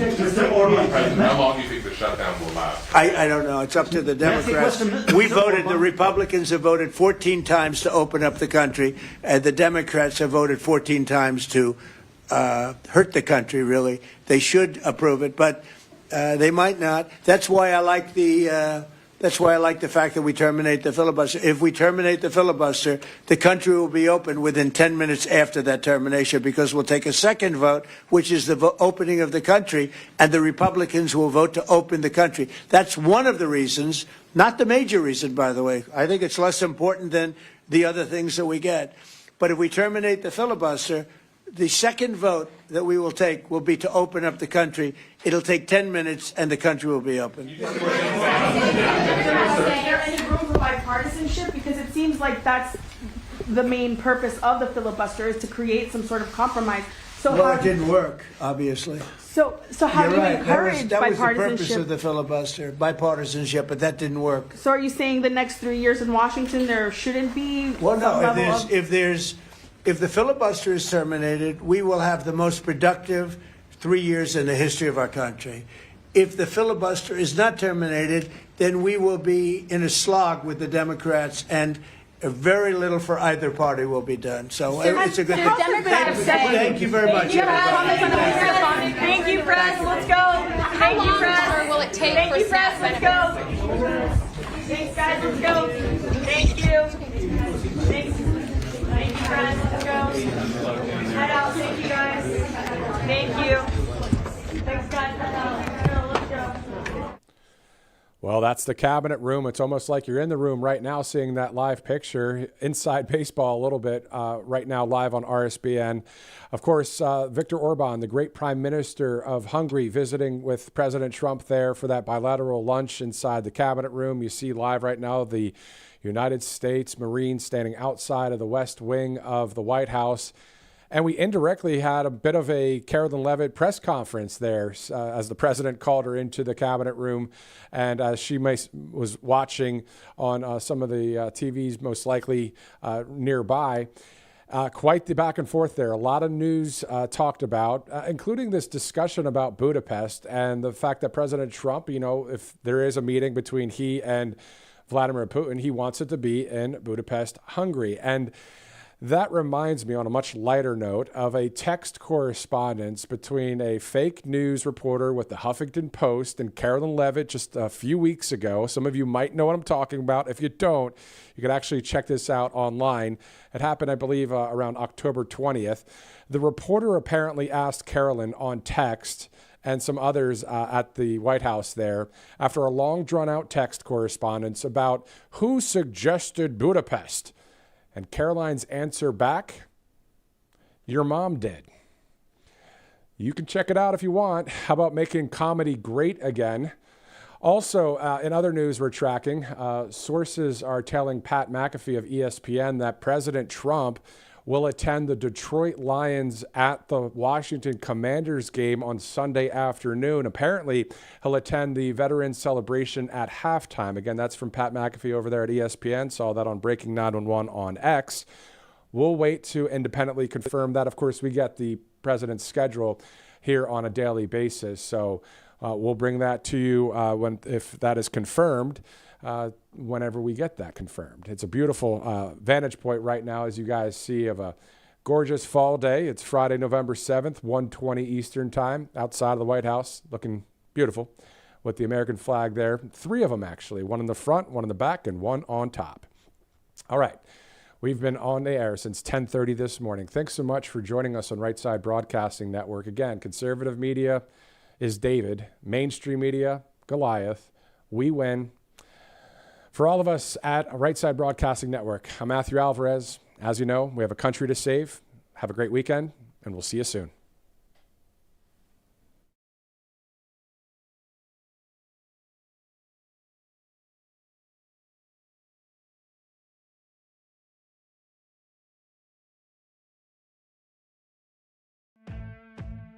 Welcome to Right Side Broadcasting Network, your trusted conservative news outlet.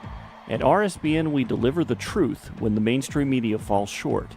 Since 2015, we've proudly broadcasted every single one of President Trump's iconic MAGA rallies, bringing you the excitement and energy live before anyone else. By watching RSBN, you get an unfiltered front row view of the action on the ground. We interview the crowds to give a voice to millions of Americans just like you. We show you President Trump's speeches in their entirety, free from interruptions and censorship. We cover the stories that matter to you with the integrity and passion you deserve. Thank you for choosing RSBN as your home for America First news. Together, we stand strong, united, and informed. So join us and be part of the right side of history. Hey y'all, it's Silk from the Diamond and Silk Chit Chat live show. Look, don't forget to check me out right here on RSBN Network. Be sure to watch the show on Right Side Broadcasting Network, and I want you to support Right Side Broadcasting Network. Yes, it's imperative that you do so, okay? I look to see y'all soon. Bye-bye.